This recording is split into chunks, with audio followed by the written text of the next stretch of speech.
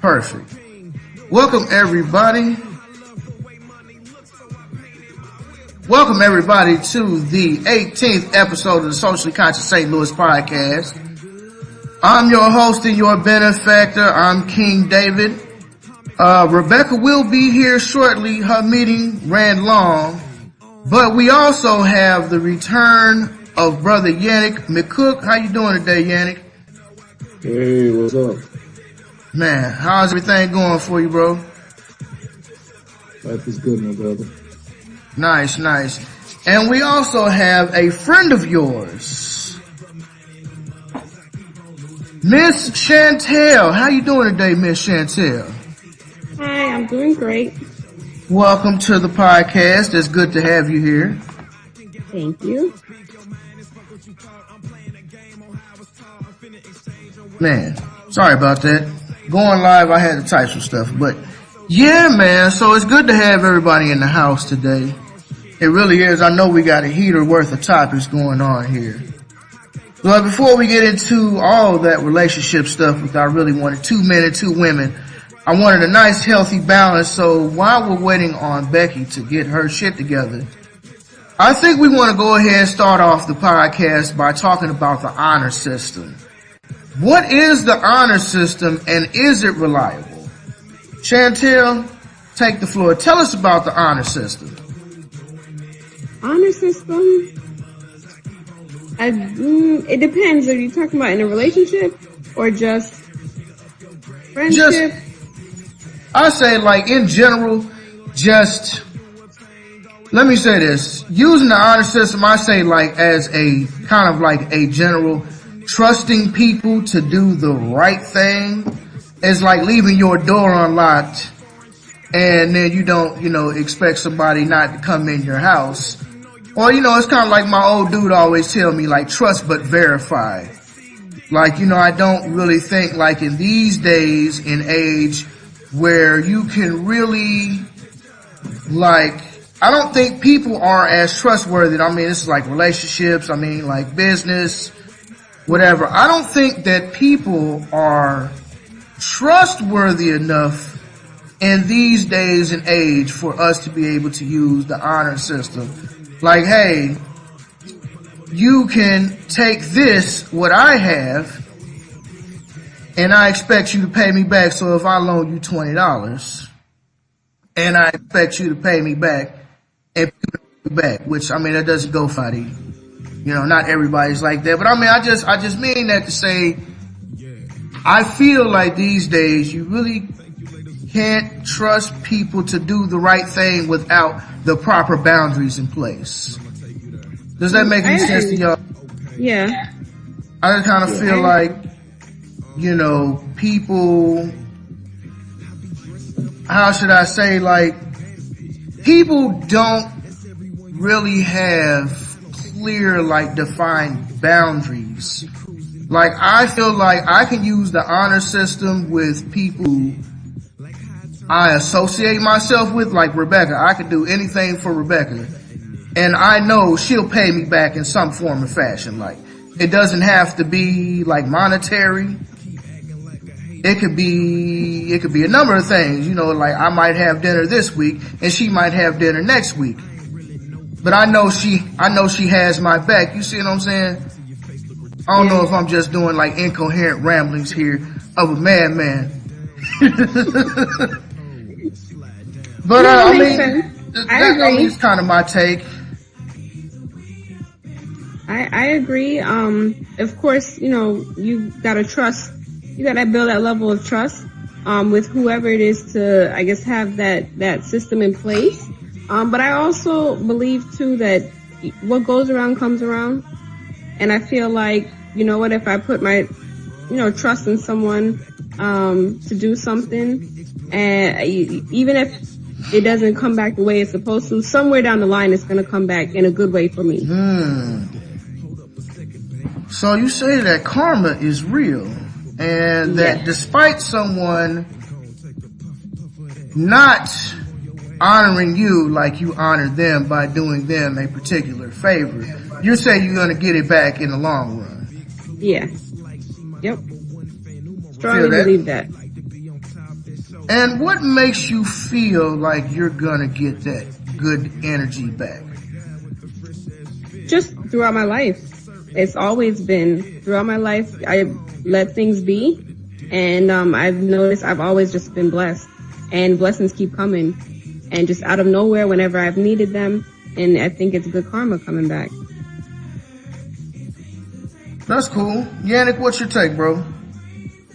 The honor system.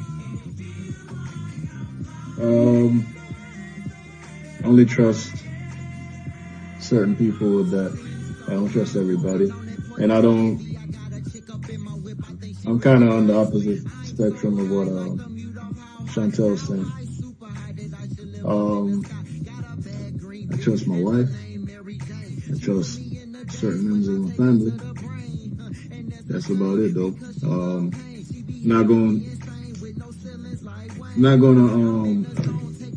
Alright, so I drive Uber, and Right. one time I had a driver, it was like 3 a.m. in the morning, and this guy, he was a pilot, right? So he wanted to stop at CVS before we got to his hotel.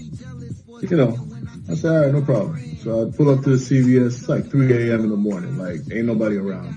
This homeless dude looked like, oh, he didn't look homeless, but you know, usually homeless people, they got that, like a sack with them or something. Yeah, like a hobo sack. Like he was just strung out, right? So this dude was like, hey, knocking on my window. I'm like, man, I'm working, man, stop. You know, no. He was like, you didn't even hear what I have to say. You just saying no. And I'm thinking to myself, what could you say to me that's going to benefit me at 3 a.m. in the morning, right? Right. So he says, listen, I just need to borrow your phone so I can make a quick call. That's all I need. I don't want any money. Now, the honor system would say, lend this man your iPhone 7. And now, that's true, too. That's definitely true. I've had that happen. I have used the honor system. Hey, Kiki. We live on IG. And we live on YouTube. What's going on, everybody? This is the first time we going live. So we waiting on Becky. We waiting on Rebecca to come in. She over here bullshitting. So once she gets in, we'll get into those nice relationship topics that we really had planned. But I had that happen to me a few times. I was on the bus. I was coming home. Dude asked to use my phone. I gave him my phone to use. And then I thought it was strange that my music was still playing in my headset, but dude was like typing on the phone or whatever, and then just dude rang the bell and ran off with my phone. I was like, fuck. I was heated. I'm like, and I thought kind of like Chantel thinks, and I've kind of always thought like that, like, regardless of what other people do, you know, that doesn't affect the next person. And I know that when you make those type of moves, then it's gonna come back to you. Obviously, you know, I am a firm believer in karma. I believe when people do dumb shit, the dumb shit's gonna happen to you. Yeah. Like, okay, you stole my phone. I got insurance on it. So, okay, you got a couple $100 out of it. But I mean, what else is there to it? You know what I mean? Yeah, he got me good. Nigga got me good, for real. He did. And there was another time I was at my own home church, and I was playing music over the little intercom, not intercom, but little speakers that we have. We was having like a little potluck, you know. Everybody bring a dish. We have a little potluck dinner between the family, and I was playing some music, and then I had paused it. And then to go eat, and then when I went back over there, my phone disappeared. So I was like, okay. At church though? In my home church, bro, but we dealing with hood kids though. You know, you talking about like in smack dab in the middle of an inner city neighborhood in North St. Louis. So, you know, people be thinking I'm bullshitting when I post all the little pro-black stuff that I post on Facebook and Instagram. But let me tell you, I really do this. I don't just talk about the bullshit that I call people to the carpet for. I really live this. And I have got by city kids on quite a few occasions.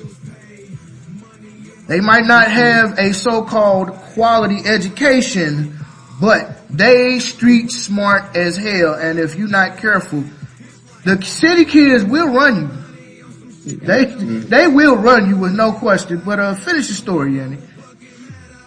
All right. Well, I'm glad you said that. It actually has an interesting ending.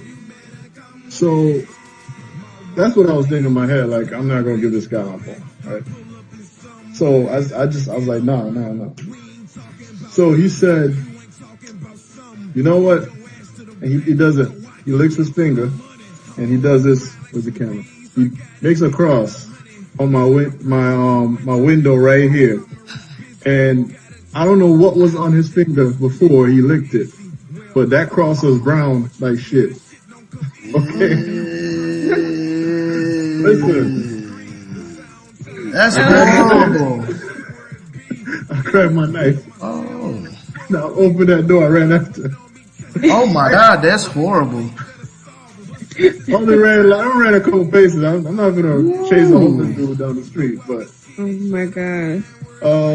It took a couple days for that smear to come off my damn window. Horribleness of it all. Oh my God, that is terrible. It's like my job. I work as a security officer for light rail alignment. I work security for a light rail alignment. And you know how most major cities have like turnstiles, and they have like booths and everything to where like you can't get on the train without having to actually go through some sort of physical barriers. Everything's enclosed to the point where they can control the access points. In St. Louis, our light rail alignment is not like that. They so-called use the honor system because it's cheaper than enclosing the whole alignment from the beginning like they should have. So now they're on us like, oh, well, you guys need to be checking tickets and you need to do woo, woo, woo, woo. And I'm like, look, fuck that. If you really cared about your tickets, then you would have enclosed the alignment from Jump Street. Don't come jumping down my throat just because your revenue's down because you trust people to pay their fare and get on the train. Like, of course, white people, they'd be like, oh my God, I gotta get a ticket. Where do I get a ticket at? Right over there. Niggas, fuck that ticket. I'm finna hop on this train. Hey, go right ahead. Mm-hmm. If you want to run the risk of getting caught by St. Louis County or somebody, hey, go ahead. But I mean, it absolutely, positively doesn't matter to me. I don't know. That's just me. So I'm taking it that you're not for the honor system. You know what? The honor system was good when the Africans were in power before the so-called mulatto class, like the Arabs, came up and started infiltrating our ranks. When it was just Africans living on this continent, I believe that the honor system works. That's true. White people are, when it comes to honesty, but I have witnessed it. They will go buy a ticket. They will literally, like, the train will be right there getting ready to pass them, and they will be like, oh my God, I gotta get a ticket. Whereas black folk would be like, well, I can get a ticket or I can miss this train. Let me hop on this train. So yes, you are right. Races are equally fucked up, but just from my experiences, like we don't do the same fucked up shit. We do different fucked up shit. Like a nigga will go kill somebody he mad at, boom, it's over. You know, you might spray up 2-3 houses. I'm not saying it's right, but that's what we do. A white kid will blow up a whole school. That's right. With no problem. I know you seen that video that I posted in the 5150 chat room of the white dad this white dad, and his family was having this Thanksgiving dinner, and he's like, son, you're not participating. You're not acting like part of the family. You're not a part of the family if you're going to be acting like this. And then the son like flipped over the table and just like threw all the Thanksgiving food on the ground. And everybody's like, yep, that's going to be your next terrorist bomber right there. Mm-hmm. Cause they just different. I love white people. I just don't like the racist ones. That's all. My God. And a lot of them it's hidden and they don't even know it. Right. It's deep down, they don't even know it. They think and they don't even know. Man, it's crazy. Where is Rebecca? Who knows? She'll get here eventually. But have you heard that the owner of Cartier says that the fear of the poor uprising keeps him up at night? Yes, I read about that. What is your take on that? You know what? But see, the thing is for that, I feel like it's just a class thing, not even a race thing. I feel like just the poor, we have so much middle and low class that now it's mixed, Hispanic, white, black, and I feel like any of us wanting to come up and to be able to do well and to have money, and it's for anybody, for the rich, it's a problem because obviously they step on our backs to get to where they are, and they try to keep us down to stay where they are. So I'm not surprised. I think it's crazy. Like, how much money do you actually need? And Cartier makes like what, watches? Cartier watches, like, okay, you're gonna get your money regardless. There's gonna be a market for Cartier watches regardless. I don't think it's an addiction. Right. Oh, snap. It's an addiction. They can't stop. They'll never be happy. They can't stop. Well, I didn't hear about that. I didn't actually know about it until you told me, but I'm actually glad that he keeps me up at night. Why you say that? Well, why should I be the only one who loses sleep? Well, true.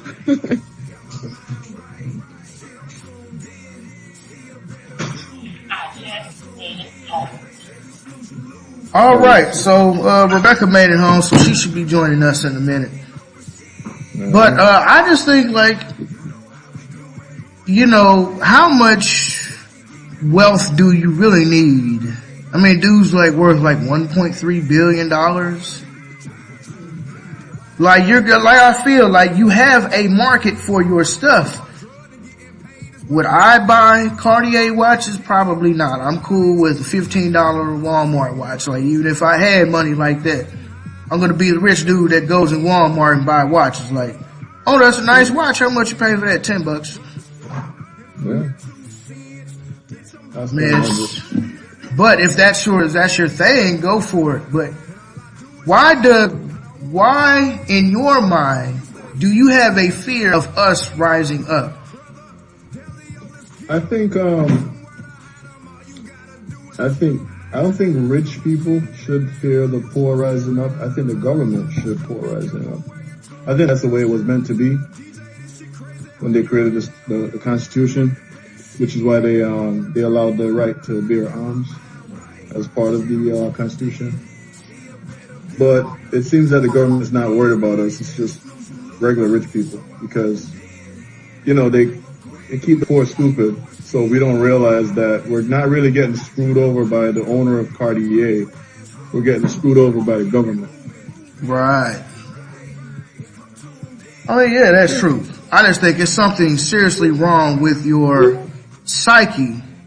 And be like, the fear of the poor rising keeps me up at night. It speaks to the darkness of your soul. To me. That you losing your wealth. Hey, Rebecca just joined us in the building. What up, Becky? You got your fancy hairdo going on. Hey, fast, I look like somebody's old man. Man, this is everywhere. Y'all know I'm right. Right.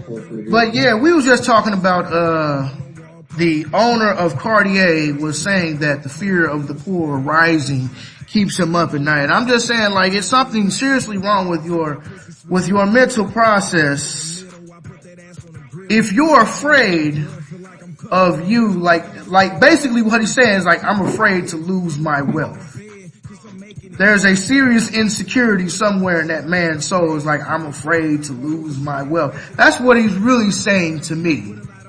Like, I'm afraid to be poor. I don't want to be like one of those people. Or he's afraid to lose his wealth to who he considers poor.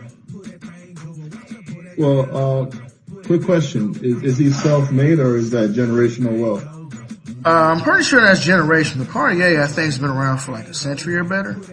Don't quote me on that, but Cartier's been around for a little while. It's like Louis Vuitton and stuff. Louis Vuitton and Gucci, Burberry, that stuff is not new. It's new to niggas, but it ain't new. Well then, if it's not generational wealth, then I would say that he hasn't known anything but being rich, and the thought of being poor is so foreign to him that it would probably kill himself if it happened to him. And the world would be a much better place. Rebecca? Stupid, man. This is why I come in the house too. Okay. If you're gonna hoard all the wealth, kill yourself. Scrooge McDuck ass nigga, go. Whatever. Nigga just swimming in money. Nigga, you know Scrooge McDuck. Don't act like it's just me. Don't act like I'm the only one that grew up watching DuckTales. Fuck y'all.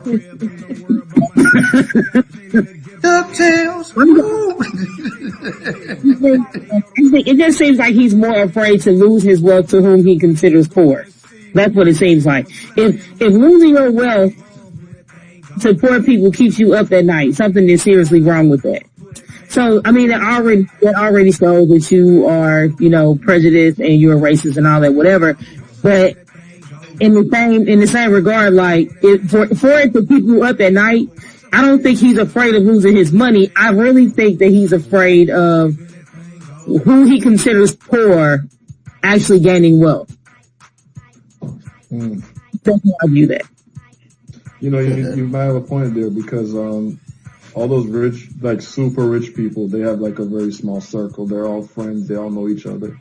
Mm-hmm. You can't get into that circle, like, unless your grandpappy was rich. That's real. It's a documentary on YouTube. It's called The 1%, where the heir of the Johnson & Johnson corporation actually goes out and records like all his like rich family friends and basically just drops all dimes on them, like exposing like the wealth disparity and stuff like that. It's pretty crazy. It's like an hour and a half. It's good stuff. I need to watch that.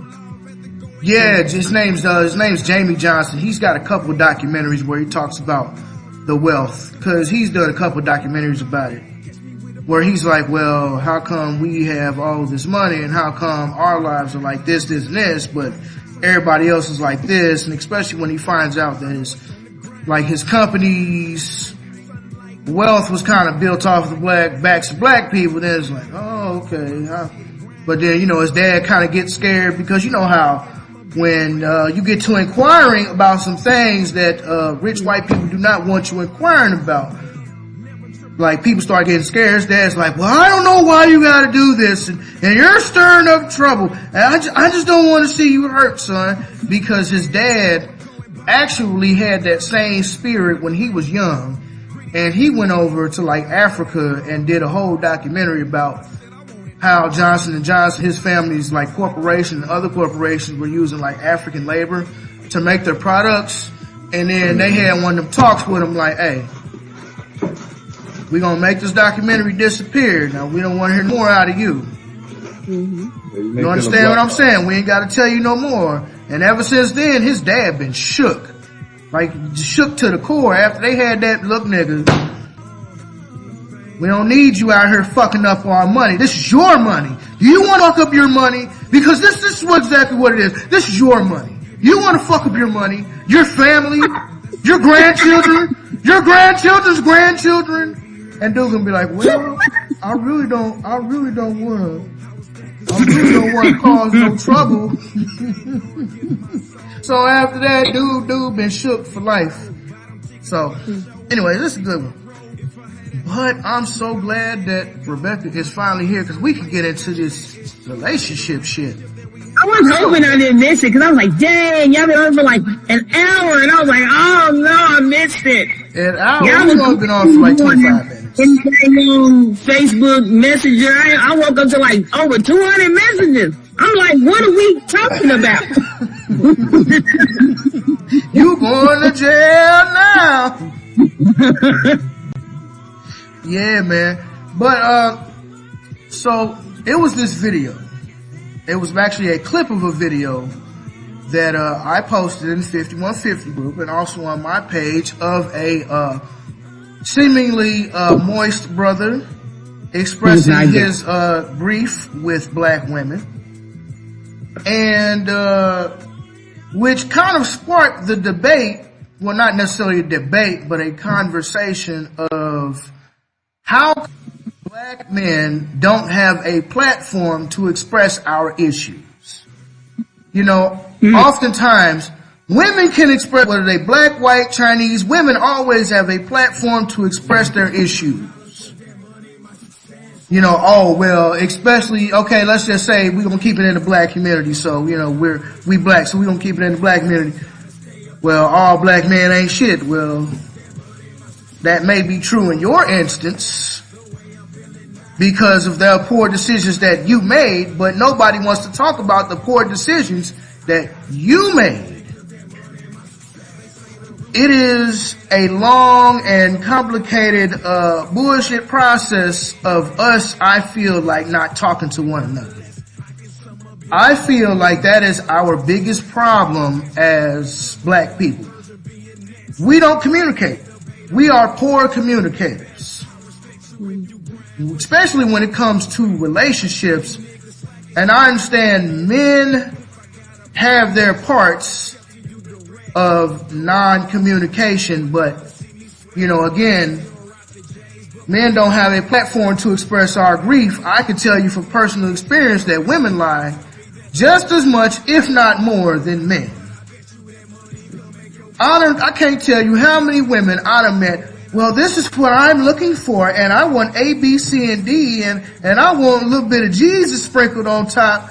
And then when you meet a real dude who gonna give you that, you decide you want to do something entirely different. Like, hold up, you just told me this is what you wanted. But when black men say that, we're wrong. How come black men can't express our grief? How come we can't grieve our errands, how come we can't air our grievances with black women without y'all trying to change the narrative? Y'all, and we speak it as a whole. And women, it was some women that got mad at me. It was a whole lot of black women got mad at me because I'm like, look, sometimes women need to shut up and listen. And they just got, how can you say that? You don't love a black woman. No, you can't talk and listen at the same time. It is an oxymoron. How can you listen to what I'm telling you if you're constantly talking, Rebecca? I have a question. What do you mean as a whole? Well, women as a whole, I feel, don't listen. No, like, what do you mean as a whole? Are you saying all black women? I'm just speaking as a community of women. Of course, I think that's what they was meant, because I think you were trying to explain that in the comments, and they weren't seeing what you were saying. So it's like I was scrolling through the comments when you were going back and forth, and Yannick, he ain't no better. And I saw them comments too. I was like, Yannick, today was the day for people had their clown suit on today. Right. Again, the conversation is about how black men feel about black women as a whole. This is not about individualism. You take the individual out of this. You could easily say, well, that's not me. I don't do that. But these are black men's experiences with black women. A lot of black women are just too damn independent for their own selves. You've been single so long, you don't even know how to let a man treat you so that you can be the woman that you're supposed to be. That's why I told a young lady, I told her name is Racinda. I told Racinda, I say, I don't want an independent woman. And me and her have these type of conversations all the time because we both be at the Webster station. So I be chopping up with her. I said, I don't want an independent woman. She was like, you don't want an independent woman? No, I want an independent woman. What do I want an independent woman for? Because if you independent, you don't need a man. I said, see, the problem is we only think there's two options. You think there's independent, then you think there's dependent, but there's a third option that nobody ever talks about. Interdependence. I want a woman who is interdependent. A woman who can depend on me like I can depend on her, like she depends on others. As a man and as a greater communal aspect, interdependence is far better than independence. But that's a concept foreign to most women. Well, most people in general. Facts? He's going across the screen. So, when y'all first seen the video, what were y'all thoughts about what the brother was saying? I imagine he was crying, you know, like, but he's like, and black women. He's like, bruh, I understand, love your passion. I feel you right here for your passion for black women. We right here, dog. But the crying, it's a little unnecessary. Yeah, I wasn't. Look, we not with the crying, all right. He kind of lost credibility when he started crying, but before the crying, all right, he was talking some deep stuff, and then you just kind of messed it up. But let's forget about the crying for now. I tell you, you've been pretty quiet. What do you think about all this? Hey, Kiki. I think well. Good. Hey, y'all, Kiki. I'm sorry about that. Kiki Quarles just joined us in the building on IG Live. Say hi, everybody. Yeah, that's my demo. Hey, boo. Hey, y'all. I'm gonna take this phone case off so that maybe we can get her voice audio on here. Oh, Lord help us. Alright, we cool. So, Chantel, I am sorry for interrupting. Please go. I was just thinking overall as far as why I guess maybe men don't have a voice or don't have a voice. My first thing is, of course, most men, they don't express, maybe more so now, this generation coming up is expressing more of how they feel, but it's like, speaking from experience, most men that I've dealt with is if they harbor their feelings, they stay silent for a couple of days and then they get over it and they never talk about it. And it's like, okay, well, how can you have a voice, or how can I listen to you and fix any issues that we may have had if you're not about it? But I think this is stemming back probably, I would say maybe 20, 30 years ago, as far as men not having a voice in the household. Because it's like when we had that Bush-Clinton era and the war on drugs, basically locking up all the black men and not having them there, women had to pick up the slack and had to take care of the household. And so now it's just starting to come back where men are starting to enter back into the household, and we're having, these black families together again, because there was a point where those women that were raising these men now they're not, they can't, oh, I'm sorry, I feel like a woman can't, there's very far and few that can raise a real man. And so they need that father figure, and they need that male figure, so that way they can be able to be that father figure to other men. So I think that's why we had this issue where men they weren't in the household for some time. So it's like women had to take care of everything. So when the men come back now, it's like kind of like, well, where you been at all this time? And you want to have a voice and say something, but it's like you haven't been here. And so, and then of course, the ones that were never raised to be real men, they're not there for their children. And so it's like a cycle that just continues. And, I feel like now, it's getting better. It's getting there, men, they're picking up the slack. They're in the household. They're where they need to be. But we still got some work to do as far as the men being there. But women are just so used to doing everything and taking care of everything themselves that it's like when a man's ready to come and talk and have a voice, it's like I said, it's where you been. You just coming around now.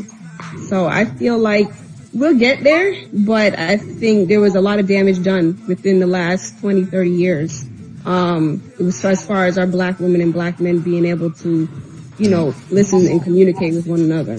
Yannick, go, and then Kiki, if you got something, we'll get you next.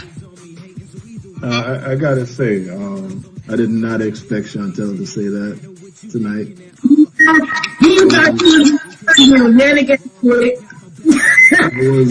I was ready for a fight, boy. Yeah, I told you.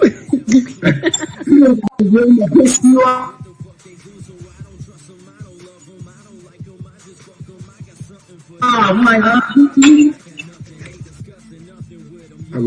Okay, it froze up for a second. Yeah. I could not have said that better. I really don't have nothing to say now after she just said that. The only thing I can say is, I'm glad you said it, because, I think most women are afraid to say that nowadays for the backlash. But the question, I would ask you, Chantel, is, or, anybody, what can be done now that, women have this newfound independence? They don't feel like they need to listen to a man, basically, or, they've been in charge of the community for so long that now that a man wants to try to say, all right, look, this is the way it's supposed to be. And they're like, look, I ain't trying to hear what you're saying. I got this. What do you think can be done now? You know what? It's on both parts. I feel like women, we need to be more open. And I know I'm very as far as controlling, making sure everything's taken care of, because I feel like I can't leave it to my husband to be like, okay, let me just close my eyes and let him handle everything.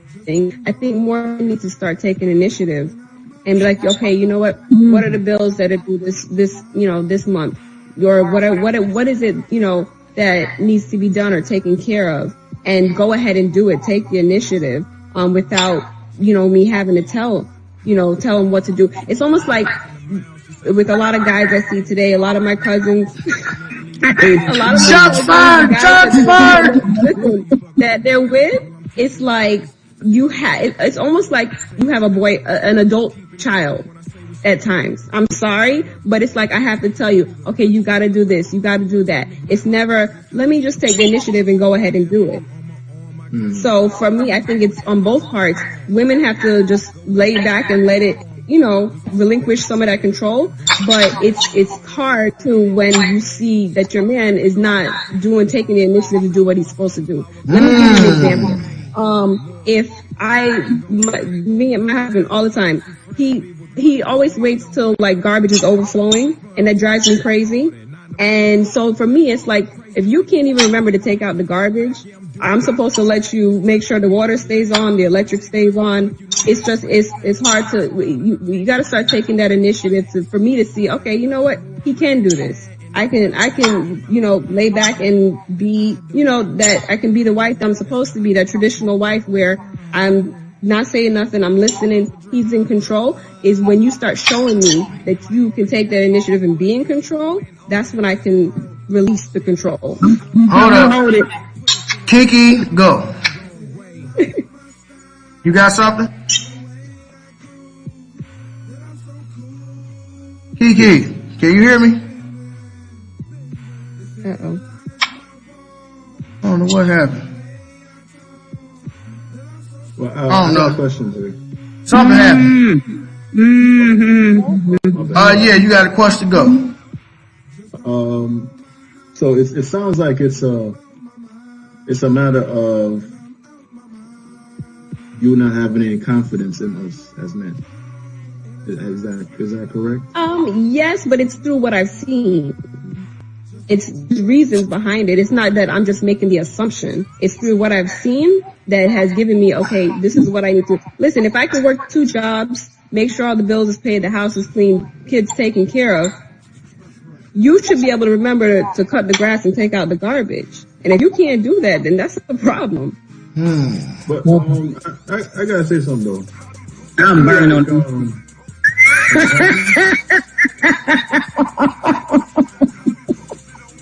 I'm sorry, I'm on you. I feel like Yes, we can hear you finally. I don't know what happened to the other one. But yes, Kiki, please add something. I absolutely agree. Being a divorced wife, mother of 3 sons, I absolutely agree in the fact of taking initiative. Men, especially men raised traditionally by mothers, they have this mindset. I hate to say it, a lot of them have this mindset of gender role. Like a woman is supposed to clean, a woman is supposed to take care of the house, and it's like, I was a stay-at-home mom. I'm dealing with children 24 hours. If the dish don't get clean, clean it your damn self. You know what I'm saying? Yes, I understand you just came home from a 12-hour shift. Either you take the child, you give me 30 minutes so I can clean up, or you shut the hell up. Right? Or maybe that's just me. But is it the women's fault that we have a generation of over-effeminized males? No, because it's those males that ended up in jail. That they weren't around to raise their sons. Do you believe that our community is over-policed and these jails are contractually obligated to fill them? Of course. Of course. So the brother Tariq Nasheed, he said that it's not that black people commit more crimes, it's that crimes are created and that laws are created that target black people. So yes, it's easy for them to go into a community and stop and frisk and they find something on somebody, whereas they wouldn't go into a white community and stop and frisk them and find all the coke and the drugs that they have. So I wouldn't say that. It's not like here in Aiken dealing like that, yeah. But why is it when men do express themselves on a platform like you've seen that on the Jan Levan Zant show, why is it when men do express ourselves, we get shitted on by women? They're not used to men talking. That's really what it is. We have a generation of people who grew up without a father figure in the house or a man in the house who can talk and things happen. So we're used to just hearing the mom talk, and we're used to only hearing women as the authority figure. So when we hear a man talk, it's so foreign to us that we're like, whoa, who are you? Like, you can't talk to me, which is another problem that I'm not blaming brothers who get in trouble with the cops, but I do notice that when, white police officers, which majority of them are white. So let's just say police officers, authority figures, speak to our sons in the street. They don't even know how to handle having an authority figure tell them what to do who's male.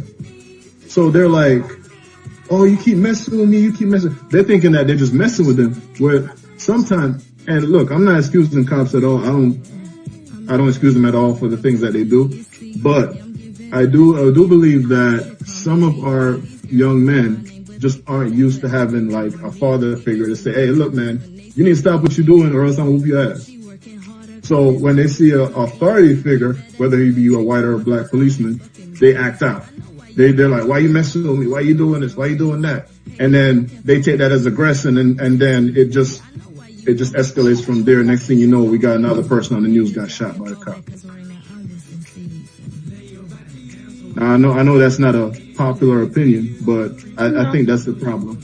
Yeah, I feel like too, there's a lot of black young men that put themselves in situations that they shouldn't, and that, you know, just going back to, if you gotta work 2 jobs, 9 to 5, you work in Burger King, McDonald's, whatever it is, to get money that you need, do it that way. It's men, a lot of taking the easy way out, and it's like, there's so much like things sometimes I see that's caught on camera, and it's like, okay, nobody told you to go steal that bike, nobody told you to go steal that car, like you could have found money other ways. It's just, you know, there's just things, I feel like they put themselves sometimes in situations that they don't have to be in. And knowing that you're a black man in America, you know that the police are out to get you, think twice before you do something like that that's gonna land you up in jail. But the same thing can be said about women and their poor decision making. Now, I can say from personal experience that women, especially black women, make very poor personal decisions. Very poor. Sleeping with a nigga who you clearly know is no good for you and having a baby with the motherfucker. Yeah, I see that. Matter of fact, let me tell y'all story time with Dave, okay? So once upon a time, I was at the Wellston station working, and me and a brother similar to Yannick were having a general conversation about, you know, just same things we're talking about now. Just talking about our issues that we feel as black men that are not being heard nor received. And woman X, I shall say, jumps into the mix and proceeds to open up a pack of instant ghetto.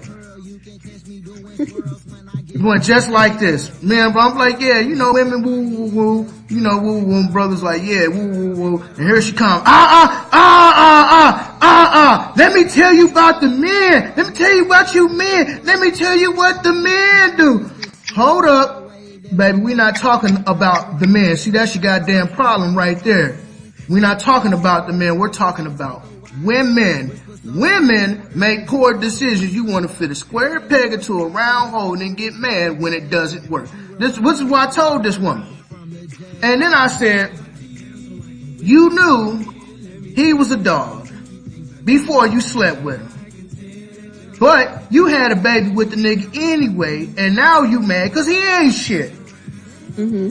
True. I said, matter of fact, let me do you one better. That's not always true, though. But this, but from what I have seen from a lot of women, oh, let me finish the story. But what I have seen from a lot of women, I'm not saying all black women, but from a lot of black women, I can tell you, especially in the St. Louis area, they make poor decisions. But continue with the story. I said, matter of fact, let me do you one better. He told you he was a dog. He told you he'll fuck your whole life up, and he told you that he's no good for you. But with him anyway, and she couldn't do nothing but look like she was in a daze, like. And there she, I gotta go. Yeah, I bet you do gotta go. I explained this woman's whole life story to her in less than 2 minutes. But, you know, that is, I'm just saying, like, for me, that is the type of stuff that we have to deal with as black men. I had a woman who was seemingly trying to play me. You remember Namaste, Rebecca. You remember AKA Namaste, Nakia. I'm like, look, and she fucking lied to me. She told me her name was Namaste. And then she told me her name was Nakia. So which one are you? Are you Namaste or are you Nakia? You done talked to me under false pretenses. I don't know who you are. I'm just saying these are the type of things that we as black men have to deal with based off of the poor decisions that black women have to make. Or don't have to make, choose to make. Personal I experience. think there's so much positive reinforcement that our sisters get that they just aren't used to being held accountable for their action. For example, back in the day, if you had a child out of wedlock, you were basically ostracized out of the community. You were labeled as a whore and an adulterer or whatever. Right? There you go. Now, nowadays, it's like normal for you to have a child out of wedlock. And I don't agree with it. Like, I chose my wife. One of the reasons I chose my wife was because she didn't have a child already. Like, I refuse to date a single mom. Hey, if you're a single mom, sorry, but I won't be dating you. Because that's another man's family right there that I'm assuming the role of father to. And I won't be able to... What's up, Tamara, Dre? Hey, man, what y'all doing, bro? I'm in the middle of a podcast, bro. Y'all gotta go. You got my flip-flops? No, I ain't got your flip-flops. Y'all gotta go, man. I'm in the middle of a broadcast. Come on, shoot. Y'all gotta go. Hello. See y'all later. Thanks for stopping by. Goodbye. Oh, Instagram ain't popping. Mom. Goodbye. Thank you. I'm in the middle of a broadcast. Those are on your way out, please. Thank you very much. Those are our neighborhood kids. Some of them anyways. Kiki left the building. She said night, y'all. It's bedtime for her. She's quite mad at what we were saying. Yeah, so, who was talking last? Was it you, Yannick? You was talking about, you not dating single mothers. Yeah. I just won't do it because, like I said, that's another man's family. You already started something, you need to finish it. And then, like, I'm just not, I'm the kind of guy who, even if I look like I'm not gonna walk into a situation where I already know the outcome, I'd rather just step away from it. So if I already know that I'm gonna walk into a situation where you have a son by some other guy, I can't discipline him. Like, I can't really discipline him because he's not my child. You can't hit somebody else's kid. Sure like, you can. I refuse to. I'm not. Look, I'm gonna tell you like this. Now, my limit is 2, preferably none. 0 goose egg is what I prefer. That's kind of hard in these days. I kind of feel it's unrealistic, although I do understand where you're coming from.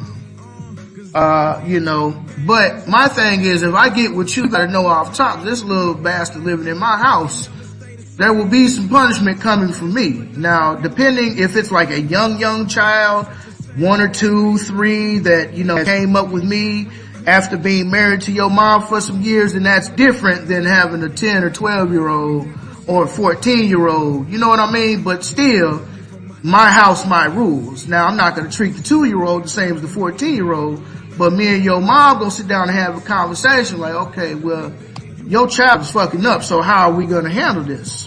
Because there has to be some discipline. That's what I look for with a woman who has a child or children. There has to be discipline. If you don't have discipline with your children, I know I'm not going to have any discipline for your children. Does that make sense?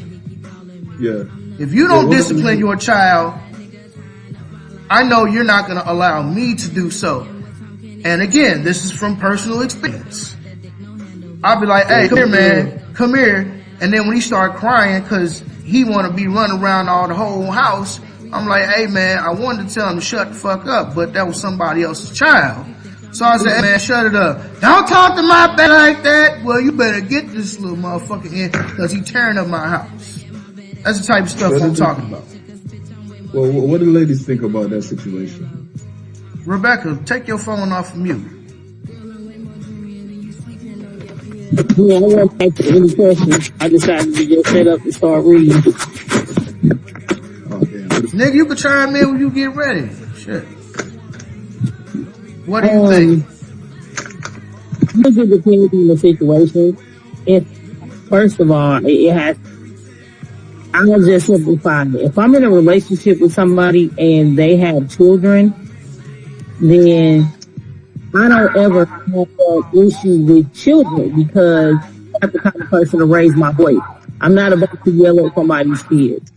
And I'm not quick to hit somebody's kids either, but the person I'm with, they teach me about the discipline their children. So I've never had that issue. Now, if I had children, somebody was with me, say if it was I had a relationship, married, I would definitely trust myself to discipline my child. Now, if that's a situation where, like, you only been dating for like 6 months, I'm not gonna leave my child with you anyway. Because I don't know you well enough to leave my child with you. I think it depends on the ability of picking the right female. Because conversations, they should be had, but you can also know prior to you're talking around that person that if something happens and you're not around and they do wonderful, then it was done for a good reason and not just because you don't like it. Now, I think one of the problems that I have seen a lot of, I don't only talk to black women, so I don't know if this is the same in other communities, but I find when I talk to a lot of black women who have children, their first conversation when they meet you, hey, how you doing? I ain't having no more kids. You like, okay, but a man such as myself, I don't have kids. I'm looking to breed with the female of my choosing, so to speak. And for you to tell me off tops, like, hey, I'm not having no more kids, like, that makes me not want to talk to you. So I think that you could possibly have missed a blessing simply by just telling that man, I ain't have no more kids, as opposed to saying, like, well, I may want kids when I get married, or I may consider having more children. You know, if I meet the right person, it's just, I ain't having no more kids, and that's that. Chantel, please speak to that. Maybe you got the middle thing. Do you feel that a lot of black women could be missing out on opportunities by just straight up just being dead set, like, and this is the type of stuff I'm talking about, this bedrock mentality that sisters have, that we have to take a jackhammer to and chisel away so we can try to help you become a better person. But I feel like for a woman to just tell me straight off tops, like, hey, I ain't having no more kids, automatically in my mind the switch goes off, like, well, I don't even want to deal with you at this point. Well, because how many kids do you have? That's what the next question should be. The maybe you die is the middle thing. Man, it could be one. I think like with one female with like 2 kids, cause like, okay, like this one bus driver. I was working in Central West End last week, and this little bus driver, me and her was kind of talking. She was like, I got a daughter, she's 14. And then after that, she's like, I ain't having no more kids. This is not the first time that I've heard this from black women who got kids. Like, who the fuck are you to be so selfish to tell me that you ain't gonna have no more kids? I don't have kids. You like, oh, that's good. You want kids? Yeah, I want kids, but you don't want kids. So what's the purpose of us even talking if you don't even want kids? You're saying about women making right choices and right decisions.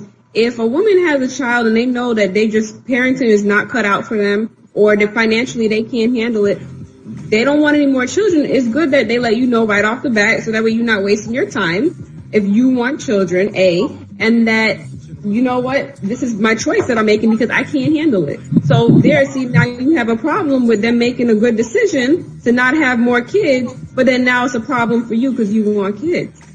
Well, I'm referring to women, not hood rats. I'm talking about like women who are actually have that type of income. But I'm saying, like, they automatically close off the possibility. I'm not having no more kids. Like, it's not, hey, if I find, okay, hate to keep bringing up Kim, but let's just bring up Kim.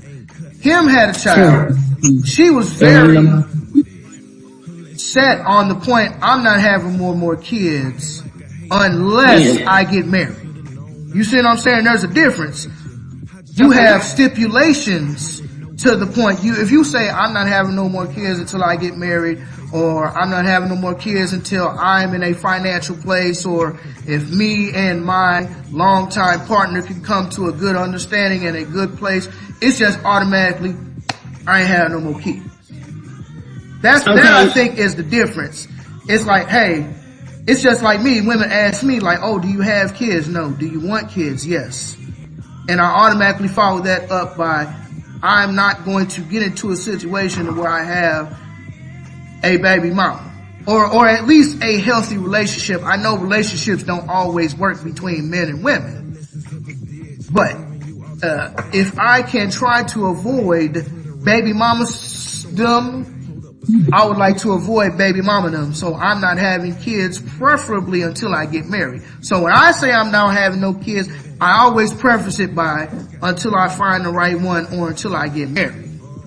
That way there's a clear understanding, hey, I do want kids, but there's a stipulation versus, well, I'm not having no more kids and that's that. Well, damn, how can we truly build a family together if we don't have kids together? Maybe that's just my old school mentality, but even in the wild, the motherfucker will come over and kill your cubs and breed with you and have some new cubs, Yannick. Dave, I'm gonna have to disagree with you on this one, man. I think it's perfectly fine for a woman to make up her mind whether or not she wants to have any more children. But yeah, she has to understand that there are consequences that come with that. Exactly. Consequences are, you just lessened your dating pool, like you just made it a lot smaller. Because now you're kind of stuck with either men who don't have children and don't want children, or men who already have children, and then you kind of got to deal with that, whatever comes with that, which is baby mama drama and, you know, all of that stuff. So, I mean, she is putting herself in a situation where she's going to have to deal with some BS, but that is her choice. And I'm completely for having choices, but being able to understand that there are choices and consequences. Yeah, and the choice of her having one before, she doesn't want any more if that was a mistake. I mean, 99, and I'll just interject real quick, 99 times out of 99, I agree with Yannick. Because oftentimes when women say that they don't want to have any kids, whatever choice you make, and this is just a life thing, whatever choice you make, you automatically accept responsibility and consequences of said choices. Most women who don't want to have kids, they either go by chance, find a really guy who's had a whole bunch of kids and they're well off and they don't want any more and you can live that life, or you are preparing yourself for a whole bunch of men that just think about nothing. Now, most women, when they have kids, and this is something hard for most mothers to say, but the truth is they either wasn't ready for a child or they didn't want to be a mother. Not that they don't want their kid, but they just did not want to be a mother at all. So they make decisions and say, okay, I'm not good at this thing. Now, yes, they do absolutely limit themselves. And it does make it harder for men who don't have children to find somebody who either do not have children or after they have at least a child, they want more children. I know a lot of women who have said one specifically who had 3 kids from primary. He had 3 kids from primary, and he ended up getting custody of his children. So they at one point had 6 kids in the home, and she flat out said, "I don't want no more kids." But because she loved her husband, he ended up having 2 additional children. So just because a woman will come into something saying this is something they don't want to do, but their love for you will allow them to flex in them sometime. Now, it's hard to navigate when you have a woman like that from a man's perspective. Because men, like, I ain't got time for no woman to be figuring this out. I don't know what you gonna do. Exactly. Right. You gotta discuss these things the first date. I give people the first 3, but technically I feel like first date, and this is why our biggest problem is communication. We as men and as black women need to learn how to communicate to one another better. Make your position very clear and make it plain so that everybody can understand it. I can easily come to the table. This is who I am. This is what I want. This is what I'm looking for. This is what I do. I'm involved in A, B, C, X, Y, D. How can you fit into this program? And that's what I'm looking at it as. This is like a puzzle. How can you fit into my life? And when a woman automatically eliminates the possibility of having kids, not like, hey, there's a possibility of having kids, or a discussion of having kids, just automatically like, hey, I'm not having kids. Automatically, I'm throwing you out of my mind. And then you figured with the women with 2 kids and 3 kids, not even a possibility.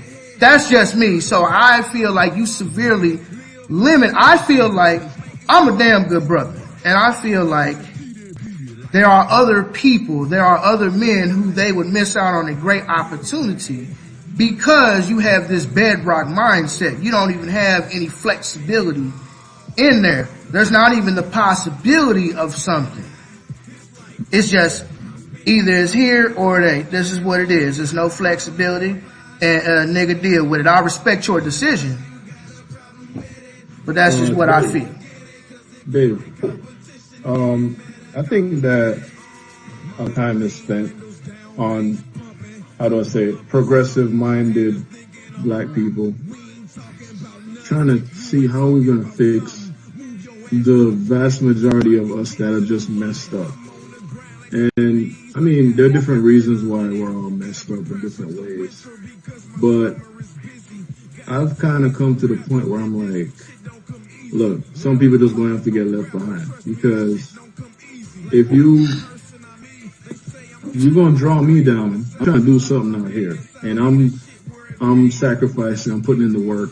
And you're not sacrificing, you're not putting in the work. You just continue doing the crazy stuff that set you back. Like, why should I help somebody like that? That's a question. I mean, to a certain extent, yes, you have an obligation to lift your brother up, but at the same time, you know, eagles don't fly with pigeons. Eagles don't fly with hawks. You know, an eagle soars high above the rest. You know, if you want to try to elevate yourself to the level of an eagle, I will help you and teach you how to fly. But if you don't want that, then I'm going to leave you in the New York City streets eating like day old bagels and shit. Like, it's just a difference. If you want it, I'll help you get there. Whatever it is, I'll help you as best. And I feel like that's what we should do. But at a certain point, you can only give somebody a push. You know, it's kind of like teaching your child how to ride a bike. You know, you guide them along. They got training wheels on the bike. You guide them along. And then you get so far to the point where your child learns how to pedal. Then you have to let go of the bike to see if your child can pedal on the own. You know, what do the ladies think? Ladies, what do you think? Do you have an obligation to help your fellow black person, your fellow man, woman, child?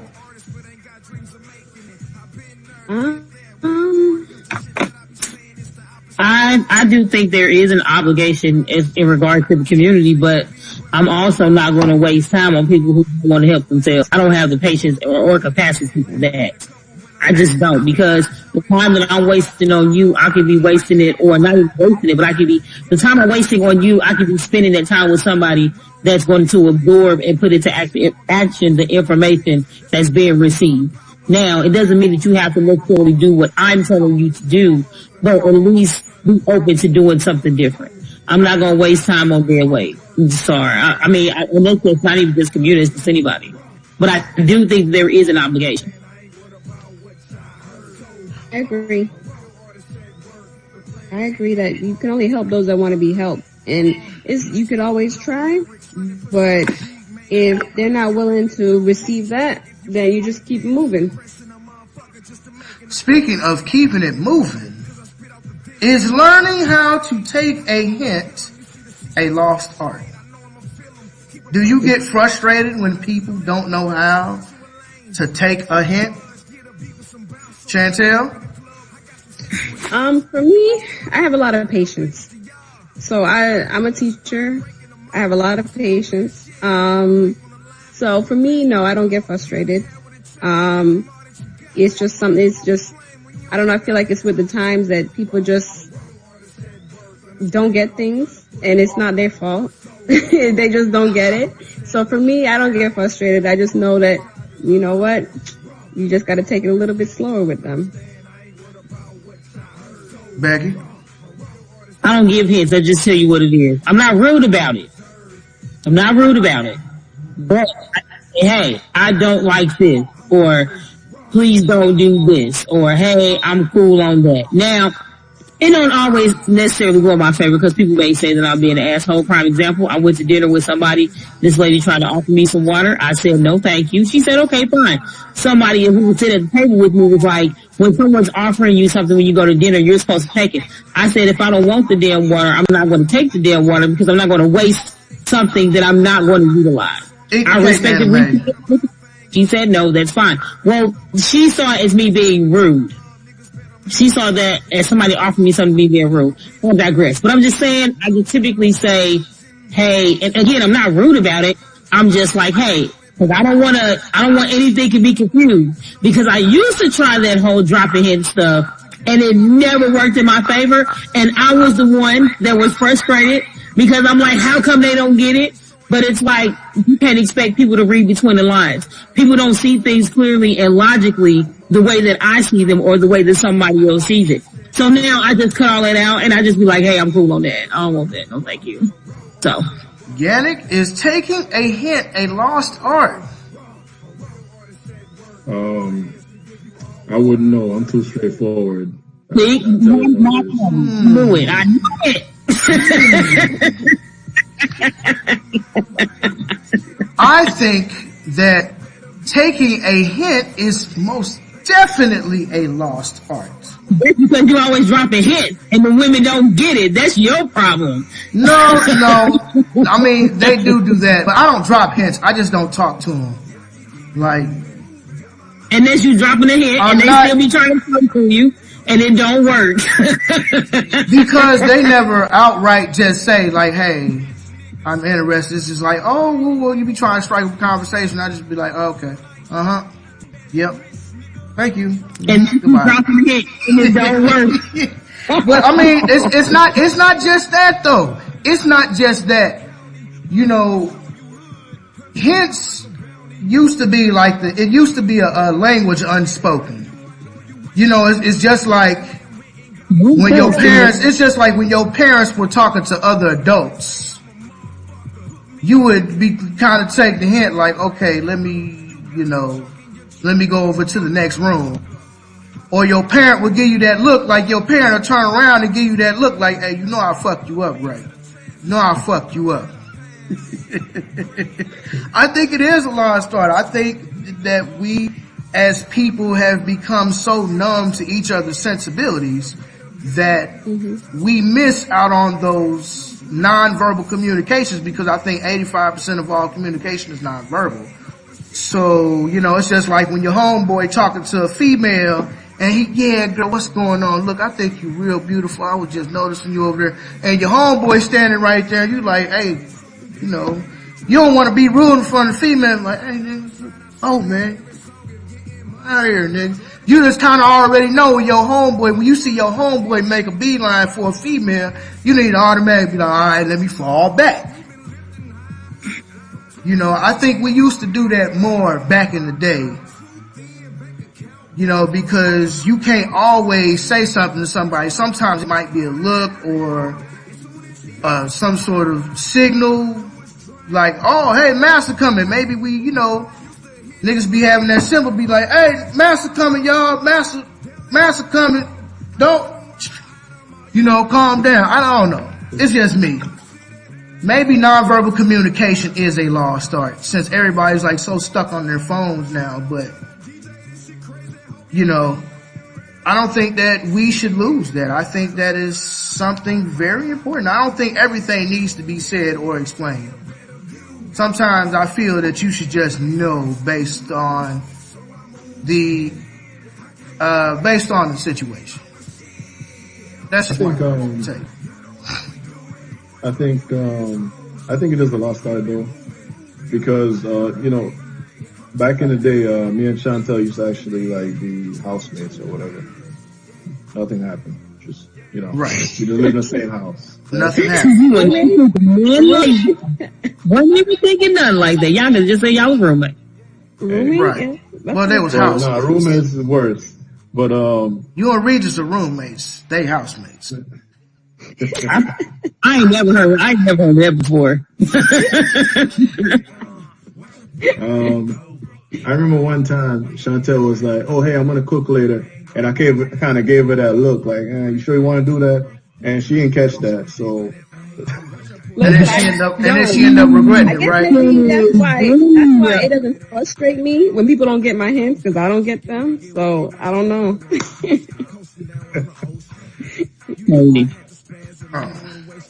I just be like that. Now, sometimes we've all been guilty of it, but I think sometimes you don't necessarily have to say anything.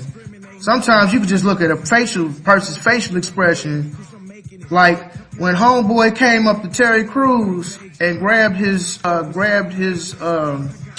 private parts. That look he gave his wife should have been like, "Hey, go get the bail money." He'll be like, that look Terry Crews should have gave that white man, like, "Hey, nigga, I'm gonna fuck you up, baby. Go get the bail money." No, that look was, this is not the place for that. Right. You know how you just look at a nigga be trying you. You just used to be able to look at a nigga, just glare at him. You be like, "Oh, my bad, dog, my bad. I ain't even mean nothing by it, dog. I'm sorry."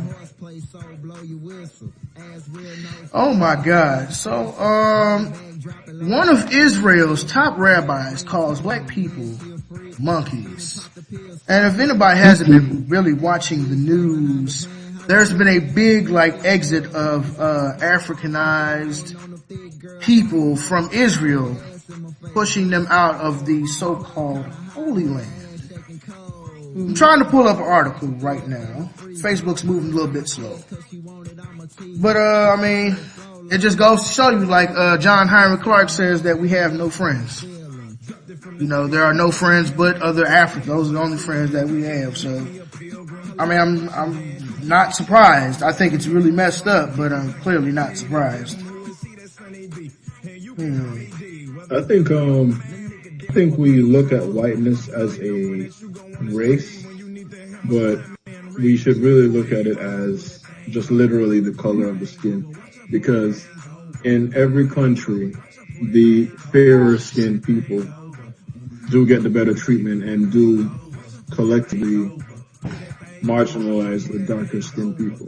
So, in America, we look at the whiteness as, okay, these are white people and I'm a black person. But you got Spanish people in America who treat other dark skinned Spanish people just like how they would in their own country, like crap.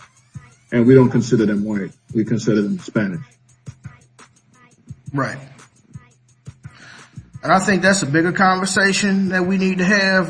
Black is status of law. White is a status of law. I know that, but a lot of us don't know that. I still identify as black because I've never got my ancestor African DNA test and all of that. I've been black all of my life. So even though, despite that, I know that black is the legal language of the law, I still identify as being black and or African. But that's, it's steps. You can't just tell the whole black community hey, black is actually status and not actual something that you can identify as. Most of our community isn't ready for that type of information. It's just you can't tell everybody that the word nigga goes back way past 500 years. People don't believe you. It's something that a lot of us aren't ready for, so. Well, I think this should be an interesting conversation for Chantel, seeing that she has fair-skinned people in her family. You know what? them high yellow bones, them red bones. You know what? Listen, I identify as black. No matter how fair skinned, no matter, and go tracing back my roots from the tribe. I'm from the tribe of Benjamin, tracing back to Israel. Okay, so therefore I know who I am, and no matter what skin color, how light, how dark, I know who I am, my family is, my people are. Right. So, according to Newsweek, one of Israel's most senior religious leaders, Sephardic Chief Rabbi Yitzhak Yosef, has stoked controversy after calling black people monkeys, seeming to target black Americans specifically during a sermon. Yosef made the remarks in footage aired by the Israel news site Ynet, reportedly citing a hypothetical story about encountering a black person in the U.S. He then referred to black people using the pejorative Hebrew word Cushi and called a black person a monkey. So. Hey, is anybody here surprised? Nah, not really.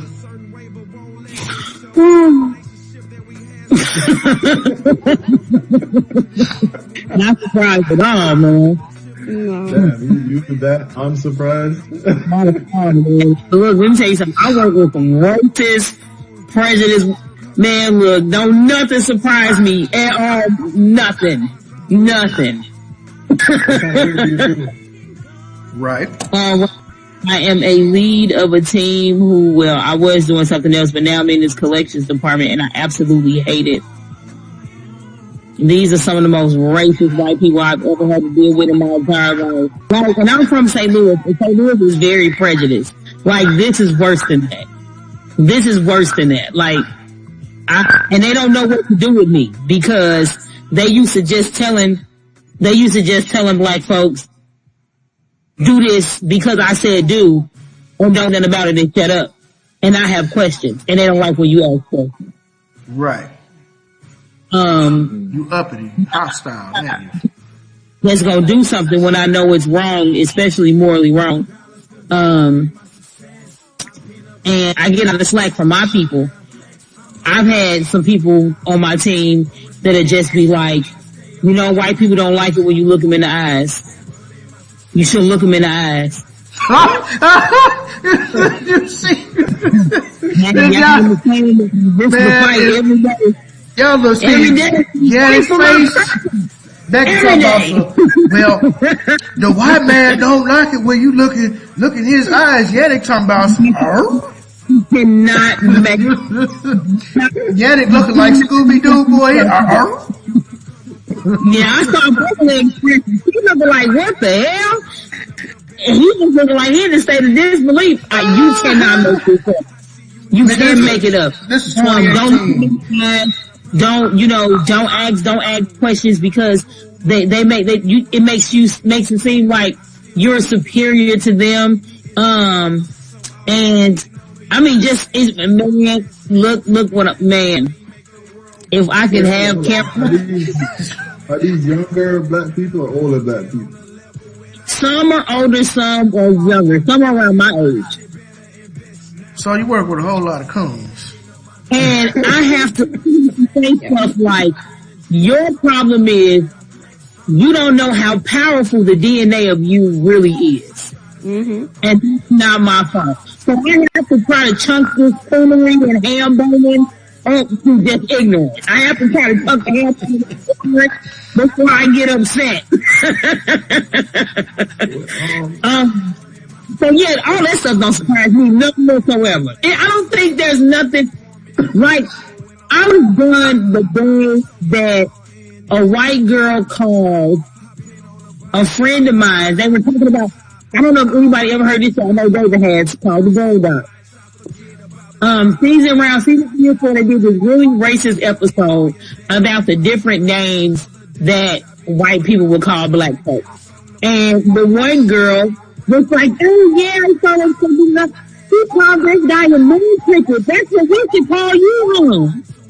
I was done after that.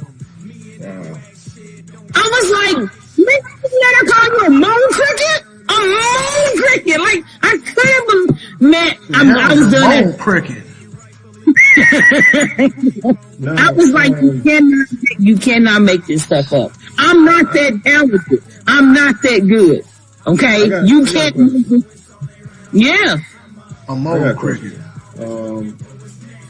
Now, to my knowledge, Kansas is not in the South, right?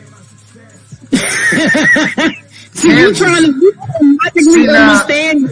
Kansas was so-called free state, and Missouri was so-called slave state, and that's why Kansas Jayhawks and I think it's Mizzou have a battle every year because it's supposed to be the reenactment of the slavers versus the non-slavers.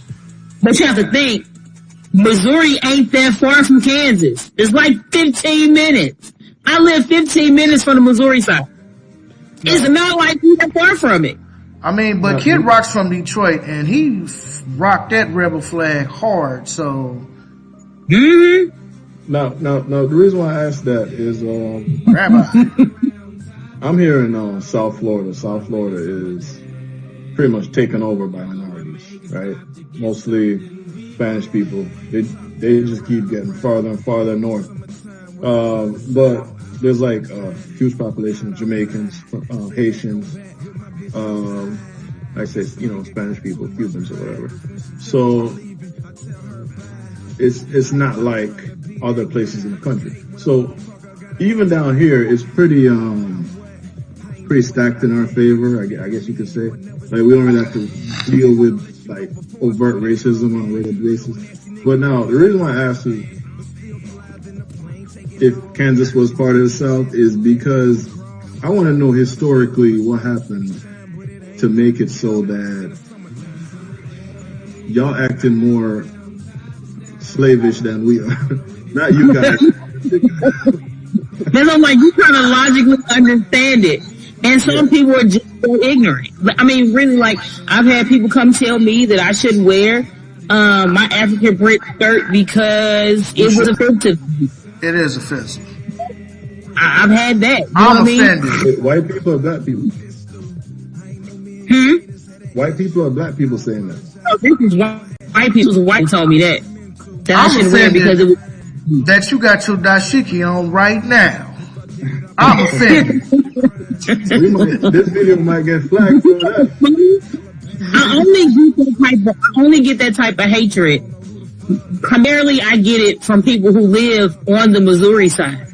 I have a yellow dashiki just like this one, and I went to the doctor a few weeks ago, and an old white lady was getting on the elevator, and I was getting off, and she was like, "That's a beautiful shirt," and she was telling me the origin of where it's from because she's from South Africa. And I couldn't do it. That's the same face I had. That's the same face I had. And I know there's white people who live in South Africa. But that's the first white person that ever came to me and told me she was from South Africa. Yeah. Like, she was raised in South Africa. And when she got older, her parents left her ass and she stayed in South Africa. And the only reason why she came back was to take care of her uncle, who she was at the doctor with. Speaking of South Africa... Anyway, but that's another story for itself. South Africa. South Africa. Speaking of South Africa, I saw a video, a very short video. It was this man in South Africa speaking to a reporter. And you know how lately, especially now that they're forget the word, not extra. The word where they're like, all right, we taking y'all land, but we ain't gonna pay you. I don't remember the word that they use. But lately, it's been a lot of news publications going down and speaking to only the white people, right? And getting their side of the story, how, they're getting raped out there and killed and all this stuff, which, I think we can say that's BS, but anyway. Or hey, it might be true, but hey, an eye for an eye, I guess. White South Africans are just as racist as the rest of the world. Right. But there was this video that came out. It was actually a news anchor or whatever talking to a black South African, older guy, black man. And he was saying, these people are not farmers. They have the resources, meaning they own the land, but I work on the farms. I'm the farmer. They just own the land and they just come by every now and then and say, hey, how are things going? Do you need anything to work the land? All right, I'll get it for you. And then they go back and play golf. That was basically, he was like, I have a patch of land, but it's not called a farm. It's called, a field. I'm not, you all right, Becky? Make it tea. We don't use gas stove down here. That's a gas stove. No judge me. Sound like getting shot. Becky making her sunken place tea. Don't be surprised if y'all start hearing that spoon.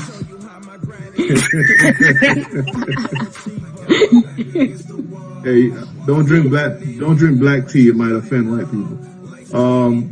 But listen. That lady literally said, don't look. You can't look them in the eyes. I'm like, am I going to die? What's so good about this that I can't look them in the eyes? The light-skinned person was reading. They just walked past. Damn, I thought that was Sasquatch. There go Bigfoot, there go in the background. Oh my God.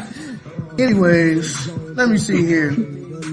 So did y'all hear about Byron Allen? His company just recently bought the Weather Channel. Yes, heard it. Pretty dope. Before we move on, can I tell you guys good night? I have to go feed my baby. Okay, Chantel, it's been a pleasure having you here. Thank you. Thanks Sorry. for stopping by. Join you another time. Absolutely. You're more than welcome. All right. Have a good night. Bye. I should probably ask my wife to What'd you say, Yannick? You cutting out too? Yeah, I guess we started kind of late. Shout out to Becky. That's true. That's true. Sorry, y'all. That's All right. It said there had been like an hour when I got on. No, we was only on for like 20 minutes before that. On my side, I was off like 50 minutes. I was No, it wasn't that long. Because we had some audio issues. We had some echo coming back from Chantel's phone. But once she exited out and came back in, it was all worked out. Sorry, y'all. All right, guys. It's been cool. real. Thanks, Yannick. We'll holler at you. All right, take it easy. Peace. Well, Rebecca, it looked like it's just me. Just the two of us. We can make it if we try. Just the two of us. You and I. Stupid. So Byron Allen, Byron Allen's Entertainment Studios acquires the Weather Channel TV network for $300 million. Yo, you know the first thing I said when I heard that? I was like, dang, I didn't know that brother had that much money. A lot of people didn't know because now, I think he's a comedian or was a comedian, started out being a comedian. But I heard there was a lot of talk of calling Byron Allen coon and Sambo and all this, that, and the other, because I guess he wasn't maybe the stereotypical black guy, what people thought that he should be. But Byron Allen is one of them dudes who've been quietly building his money, in the background for years and years. Yeah, he used to have that comedy show. Then it was like a comedy show that he used to have where his comics would come on and he used to post comics. I'm not sure. I forget. I really forget. But yeah, I know there was a lot of talk about him being a coon and stuff like this here. But Y'all just don't know that he stay quiet and he work behind the scenes, and then he just pop up with a whole Weather Channel. And I mean, look, Weather Channel's the Weather Channel. I mean, that's like the channel. That's got to be like on all the online website publications that the Weather Channel has, plus the app. I mean, that's a nice acquisition. Yeah. I was happy for the brother. I was like, yes, finally. So, according to Deadline.com,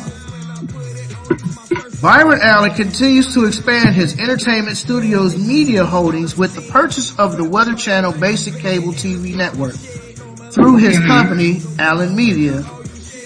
Allen has acquired the Weather Group, parent company of the Weather Channel TV network and local streaming service from the Blackstone Group, Bain Capital, and Comcast NBC Universal. No dollar figure has been revealed. But according to sources, the purchase price was around $300 million. The Weather Channel is one of the most trusted and extremely important cable networks, with information vitally important to the safety and protection of our lives, said Allen, founder, chairman, and CEO of Entertainment Studios. We welcome the Weather Channel, which has been seen in American households for nearly 4 decades, to our cable television network division. The acquisition of the Weather Channel is strategic as we begin our process of investing billions of dollars over the next 5 years to acquire some of the best media assets around the world. Allen, a comedian turned entrepreneur, has been growing his entertainment studios, which became the largest independent producer of first-run syndicated programming in 2009. Allen launched 6 24-hour HD television networks: Pets TV, Comedy TV, Recipe TV, Car TV, ESTV, and My Destination TV. In the past few years, he has also emerged as an indie film producer and distributor, acquiring Freestyle releasing in 2015.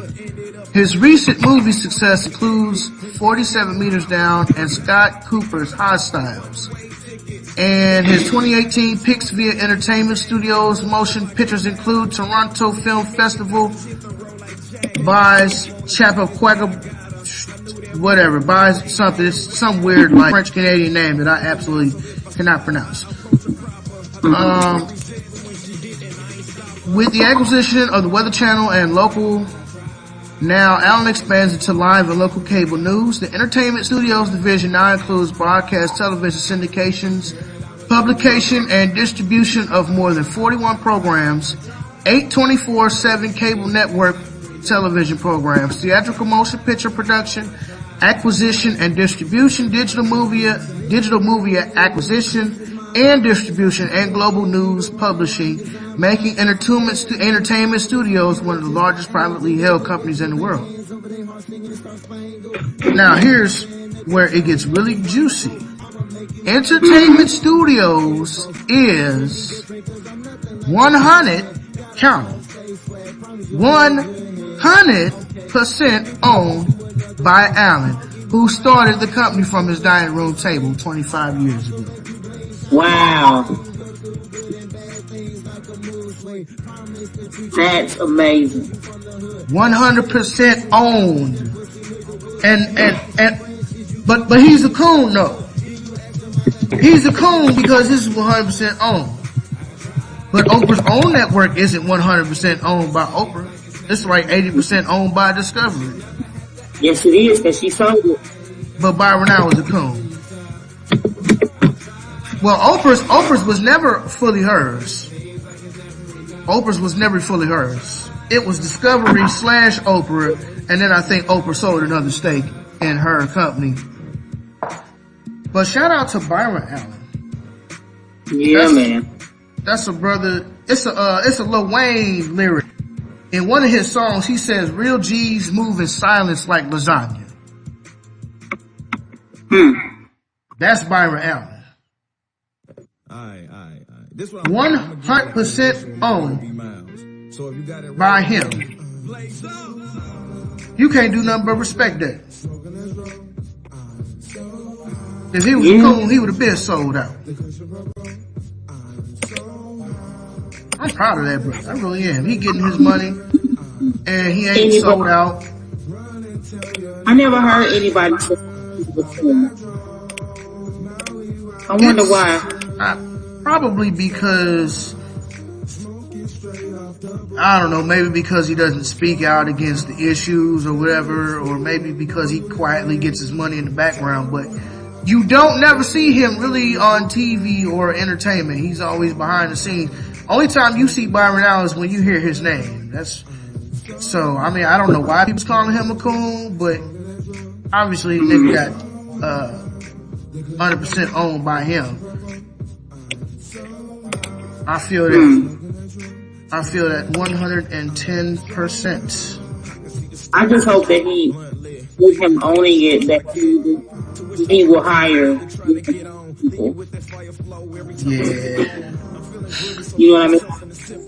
I'm pretty sure he does. He probably, I mean, a company that size, he probably has a diverse, Byron Allen doesn't seem like the person that's like, stand up for your rights, move on out. He don't really seem like that militant Black Panther dude.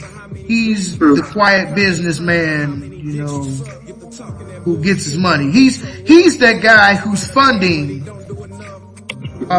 programs like Black Panthers and stuff like that. Like George Soros funds Black Lives Matter organization. Byron Allen's one of them type of dudes. Just be giving the money behind the scenes, getting people out of jail real quietly. He seemed like he one of them type of dudes. Yeah. Swig of water.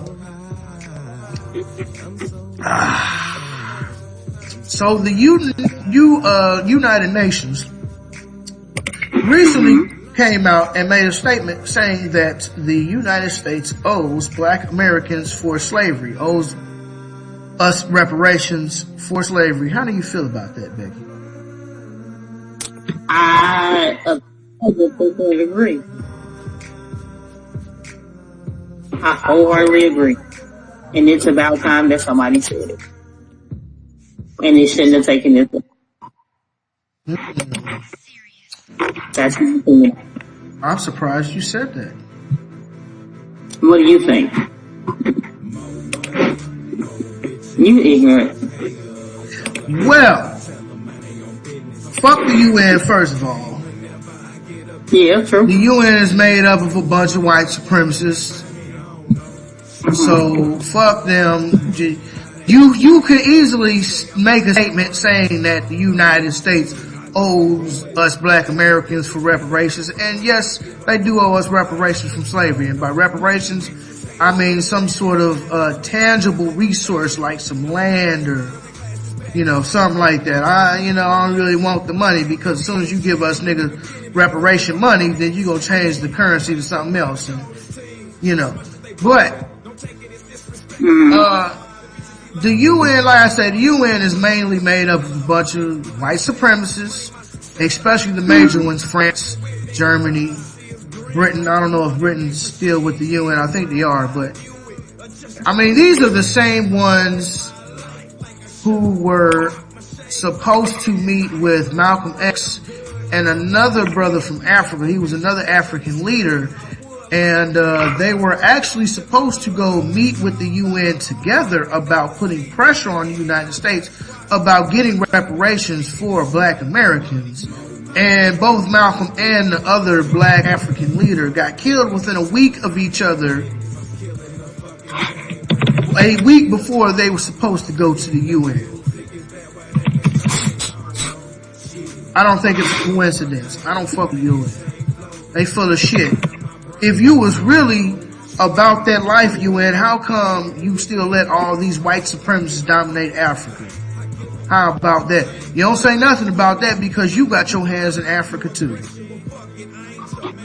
You're talking about the same countries who make up the UN as the same countries that sat at the table at the Council of Nicaea and divided up Africa.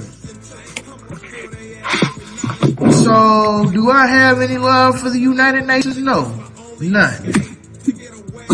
You are complicit in the system of white supremacy. Because y'all niggas is getting benefits from that. I mean, the countries that make up the United Nations. Y'all getting benefits from that. So no, I don't care if you speak up. Me speaking about what I do in the black community versus what I do are two totally different things. Like I was telling Yannick and Chantel earlier, like I'm really about that life when I say online that I work in my community. I'm really about that life. I'm not bullshitting. I really do. Me speaking about our problem in the community and me doing something about it are two totally different things. That's like I forget who it was, but I think it might have been Neely Fuller or somebody says anytime somebody doesn't give you a solution to the problem, you gotta watch that person because they're probably not working for you. It's like Tim Wise. Tim Wise always talks about racism, white supremacy, but he don't never offer up no solution and he don't never do nothing about it. Plus, he says some real slick stuff about our sister, Dr. Frances Cress Welsing, when she died. So, I don't fuck with Tim. I think he's using the black struggle hustle. I think that's what he's doing. I don't fuck with him either. But who is this again? Tim Wise. He is a white man who speaks about racism, white supremacy, but he never actually offers up any solutions nor has provided any tangibles about how to fix this program.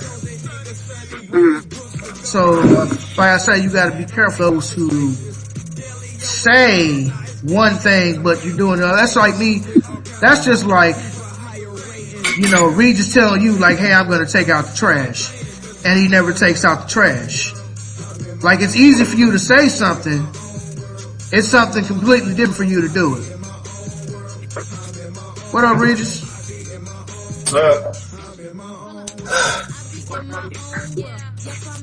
I heard you. I agree. Becky got that butcher knife. What's cutting up? Some vegetables or something? You gonna make you a smoothie? Onion. You cooking this late? Little bit. I haven't eaten anything. All right. I agree. So, dang, I hate that I missed the topic from earlier.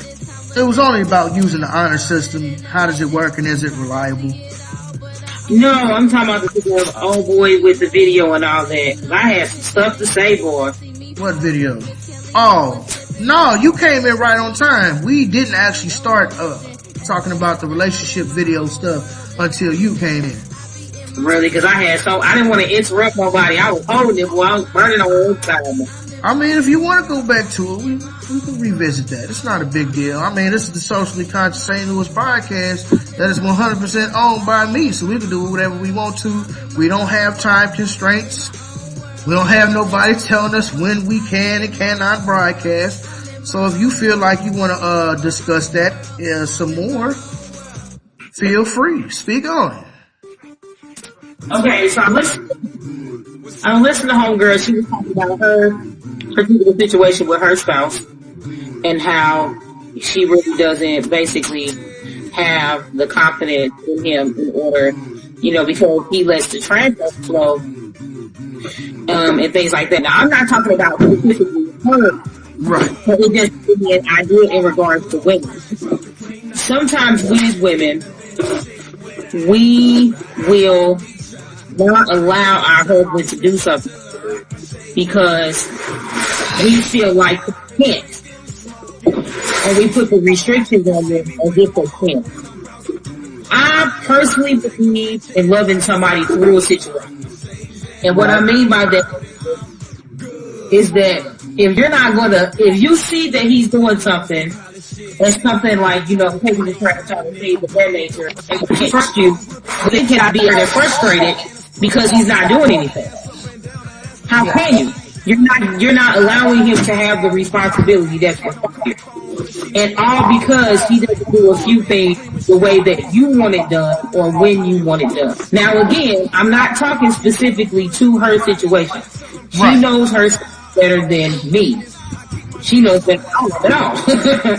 But I'm just saying, we women as general, sometimes what we do is, if our spouse don't do the there, we will then say, well, we can't trust him to do X, Y, and Z. So I'm not going to, you just automatically if they do. And in turn, you are limiting and lowering their capability or capacity to be able to do anything else. And then you are thus overworking yourself and underworking your spouse. And your spouse is not able to live up to his full potential. Again, I personally believe in loving somebody's real situation. If you know that your spouse that can be forgetful, or if you know that you have a spouse that just won't do certain things, you'll be married to this person for a while. Why not communicate your grievances and say, you know what, this is how I feel about A, B, C, and D. And is there any way that we can implement this into your daily routine? Or, you know, whatever. We as women will limit our, and that just goes to say, we as women, we limit our men, but then we're frustrated because they won't do.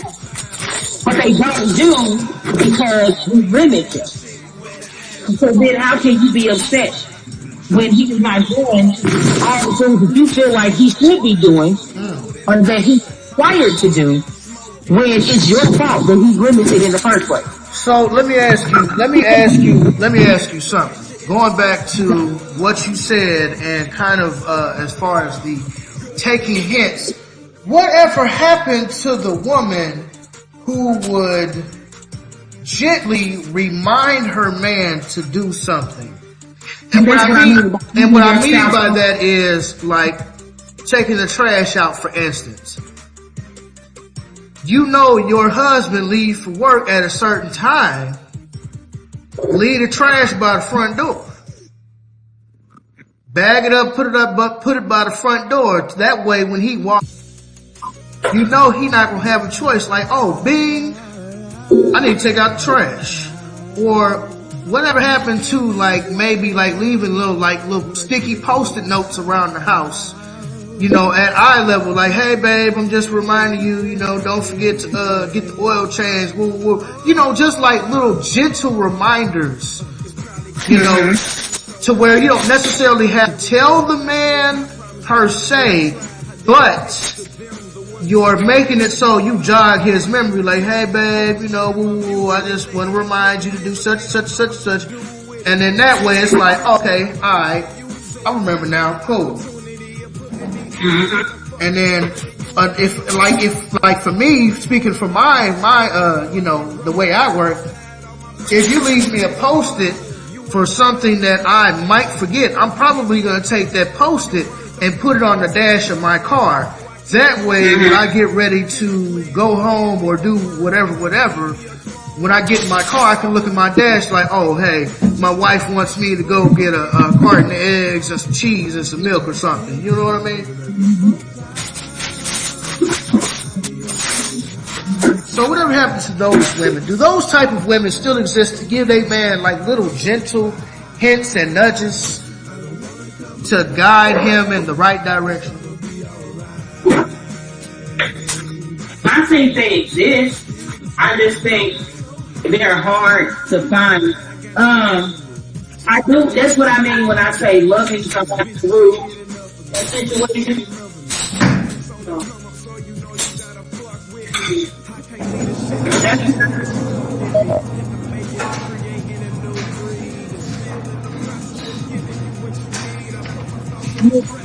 What he will do is, he will see the trash is getting full.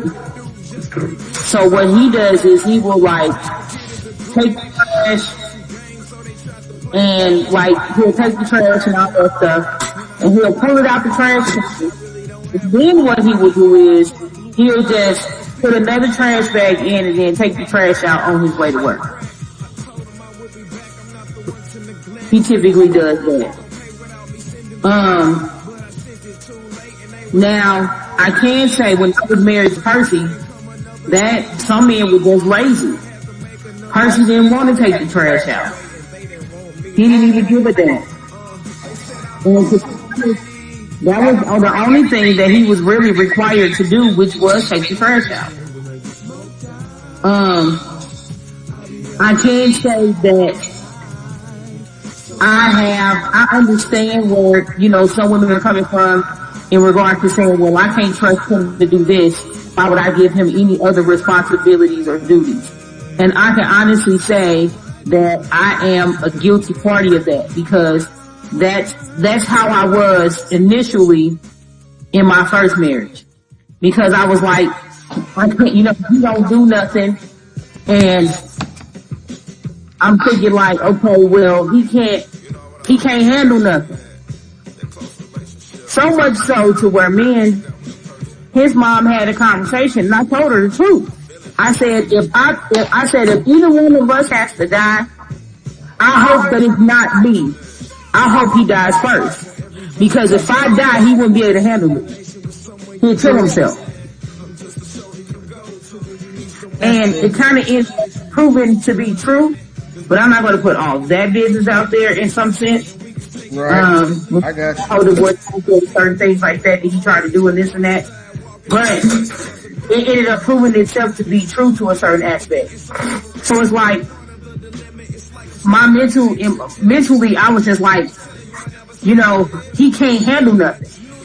So much so to where his family understood that. Not because I treated him that way, but like after I married him, that's when I really got to see, like for real, how his family treated him. His nephews, his mom, his sisters, everybody treated him as if he couldn't handle anything. So they never gave him any responsibility. And in turn, he felt like nobody respected him. But then that's when I have to come in the conversation and say, well, you don't feel respected because don't nobody think you can handle much. No one asks you for your opinion or to make any decisions because they see that your mama always wipe your ass. Your mama always fixes your screw up the same way that she's done your dad. So it's kind of like, you know what I mean? Like you're upset because you're being treated a certain way, but can you really be upset? Because, and you put the persona out there as if you don't want to handle anything. So I understood her from that, you know, from that angle, and I understand women, but also we can't make excuses for bad behavior.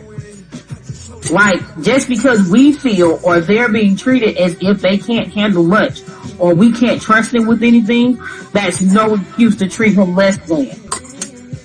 It's just like you said, what happened to the women who would gently remind their spouses to do A, B, C, and D. It's the same thing. We have to be able to not only hold them accountable, but hold ourselves accountable. It's almost like women nowadays, it's like we as women have been playing the victim for so long that we forgot what our role is. Or we've been condoned in playing the victim for so long that we don't care what our role is. Because we're so used to being victim. Or care what men have to say. Because again, I don't think the men have the platform when we do try to express ourselves. And I'm talking about the men who have good communication skills, the ones who can actually communicate our points and articulate them. I feel like we get shut down, and women like to change the narrative, and it's kind of like, well, damn, can't we just? And this is I was getting frustrated yesterday when I was talking to these women in this pro-black group. I said, as a community, we need to be able to talk to one another. And in order for that to happen, sometimes black women, I said, in order for us to have this conversation, black women need to sit down and shut up. They got mad. How can you say that? You don't like black women. It ain't about whether I like black women. I love black women. But right, you need to shut the fuck up and listen. You can't talk and listen at the same time. That's why I say I feel our biggest problem is lack of communication, especially on women's part, because women always want to talk, but they don't never want to listen, especially when it comes to bringing up the things that they've done, you know. Mm-hmm. Nobody wants to hear about what they did, but everybody wants to point the finger at somebody else. And the only we as a black community are going to be able to rebuild the black family is if the black man and the black woman can come together and have a conversation where both sides can not judge each other and just come and say, look, these are our problems. How can we fix them together? Yeah.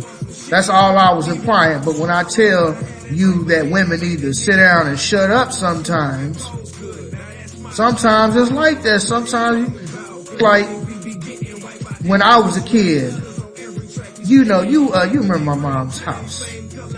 Mm-hmm. So when I was a kid, my father grabbed like a 32 foot ladder or something he had, and I guess he was re-shingling the roof.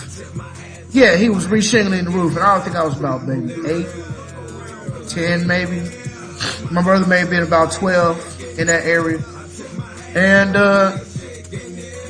my father was like, grab them shingles and take them up on the roof, climb that ladder and take them up on the roof.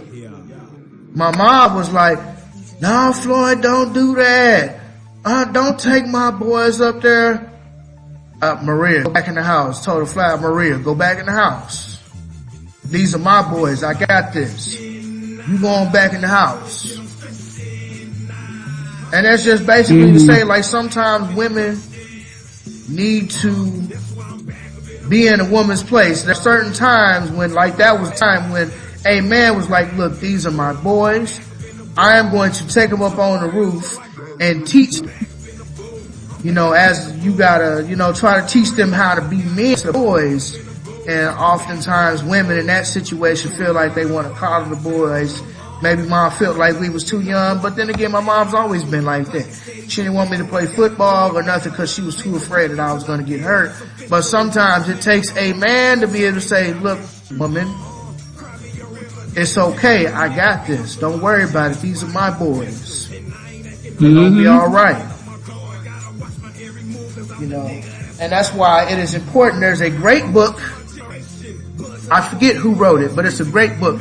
It's called Spiritual Philosophy, the Manual of Man.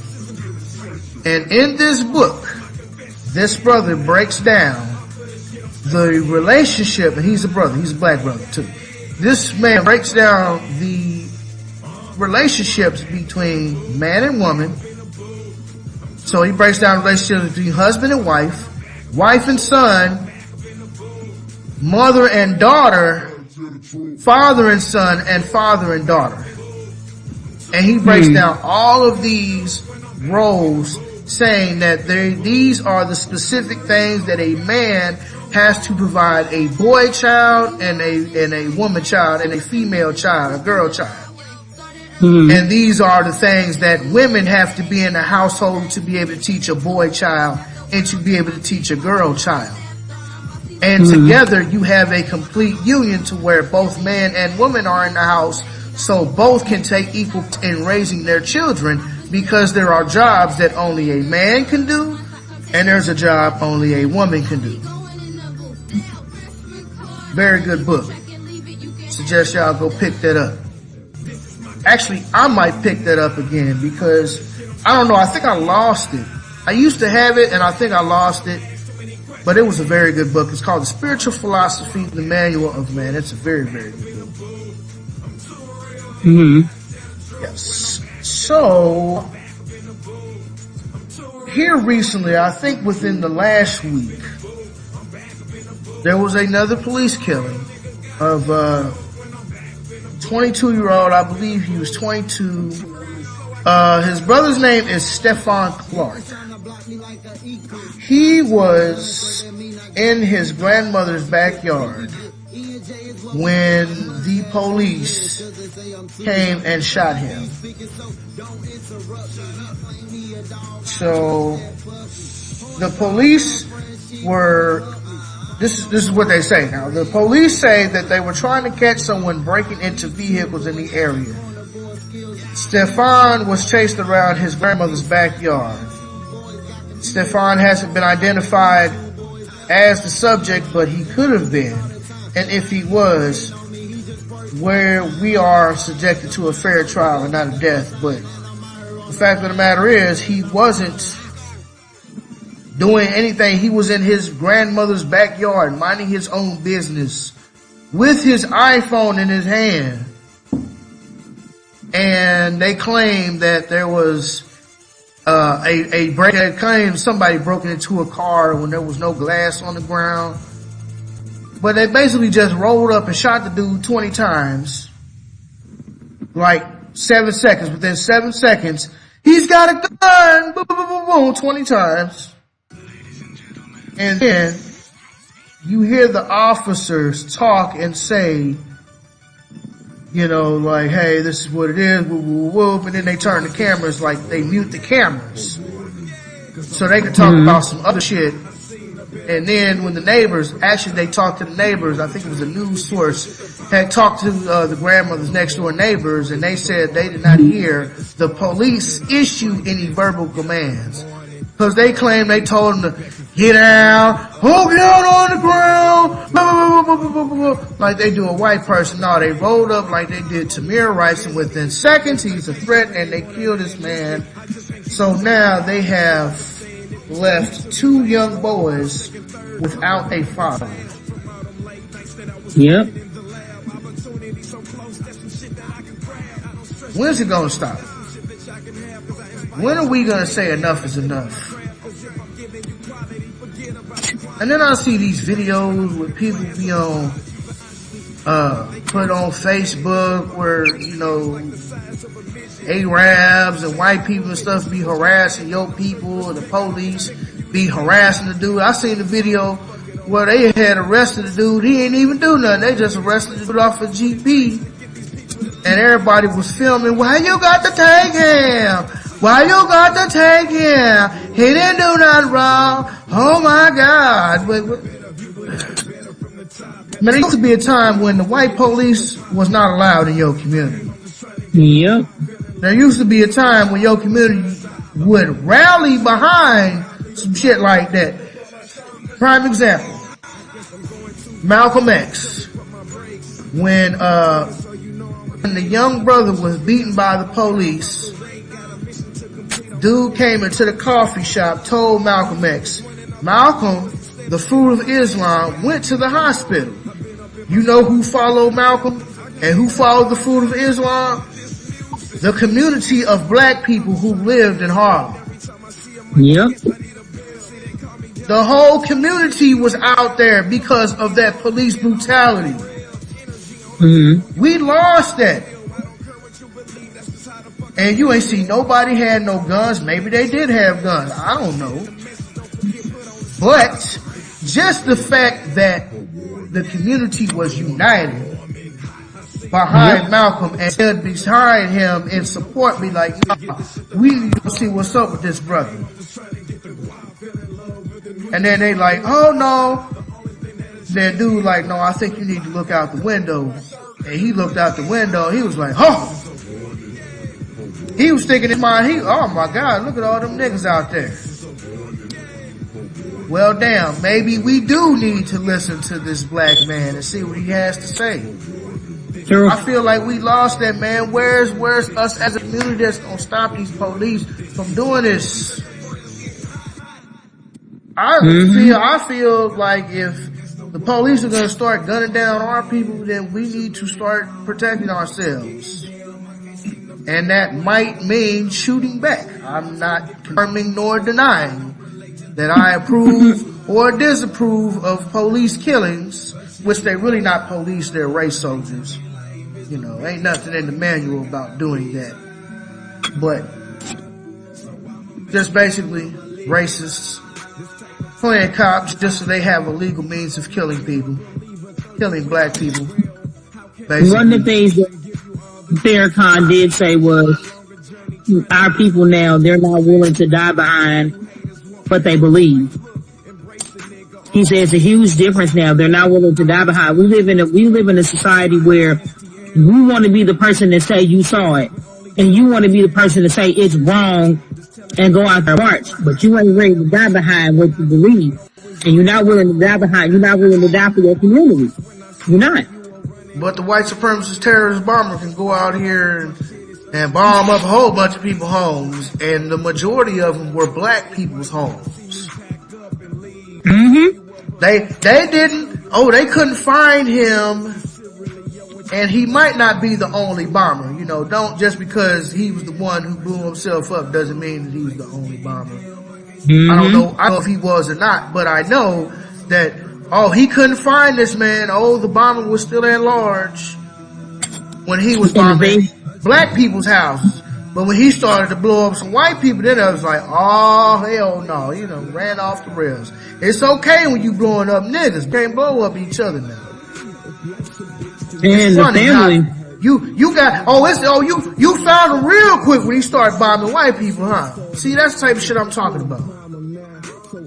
One of the families of the bombers got really upset because it was like the police chief treated them as if they were the bombers and the bomber was the victim. They came out and said the bomber was troubled and all this other stuff. Yeah. And then when it came to him, they was like, oh, well, he could have detonated this bomb himself. We can't necessarily say that it was the bomber who did it. So the family was upset and they was like, we don't feel protected by the police because we feel like from the beginning, they made it seem they didn't want to call him a terrorist. They just said he was a troubled young man. He wasn't a terrorist, even though he was bombing folks. And he was like, when stuff happened, when the brothers was like, when stuff happens like this into other people's communities, he was like, they have police guards outside and everything. He said, I went to my brother's house and there was nothing. Absolutely nothing. And the police act like they didn't want to talk to them at all. So, it's just interesting, I guess. I think it's a load of crap. When is enough going to be enough? When are black people going to straighten their backs up? Martin Luther King said, when black people straighten up their backs, that's the beginning of getting out of slavery. Yeah. It's almost like we need a Black Panther movement. Really do. Not Black Panther, you know what I mean? We need the Black Panthers to come back in full force at this point. They don't care because the Black Panthers are done and gone as they feel. And we almost need it. It ain't even almost, we do need it. Right. And by Black Panther, we mean Black Panther type community programs. Mm-hmm. Not Black Panther as in, we need another Black Panthers group. No, everybody needs to be a Black Panther group. There needs to be a Black Panther group in every inner city community in America. There needs to be some type of Black Panther type group. Some group who's working with the youth and putting on programs and giving them a clean place to play and all this, that, and the third. You see what I'm saying? That's what I think. I had a conversation with a friend of mine. He was like, why is that? He was like, how come it's only... No, I said it's no coincidence that there's majority white cops. I said even in jail, there's majority either white cops or white COs. I'm like, there's no coincidence. And she was like, well, that's because of black people ain't filling out the application. I said, I don't believe that.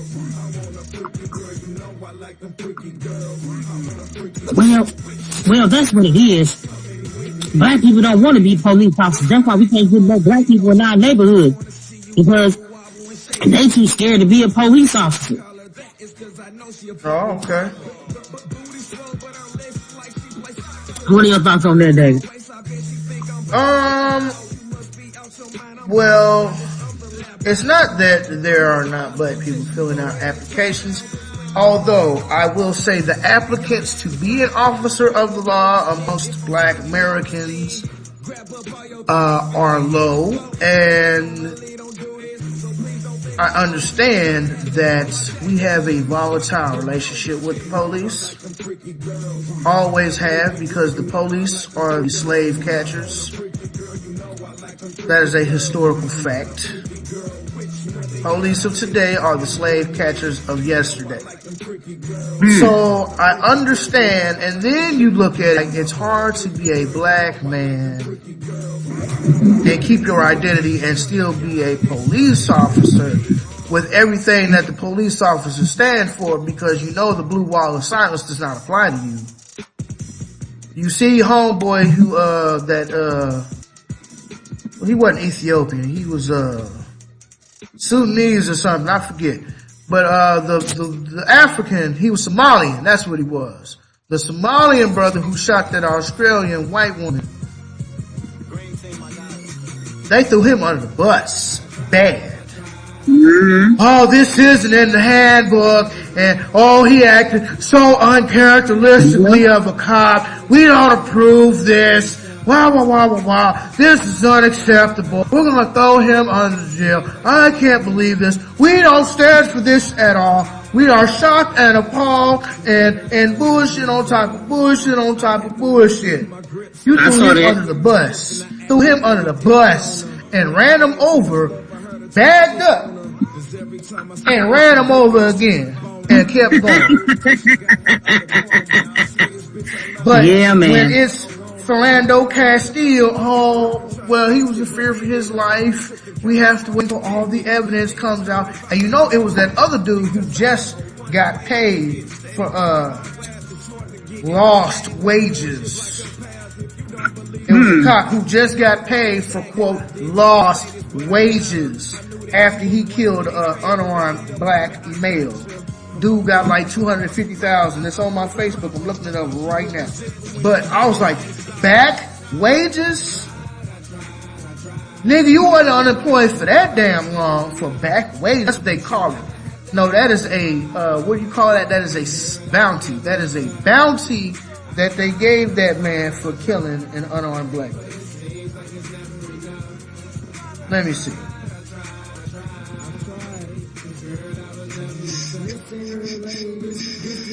Where is this nigga at? Where is this nigga at?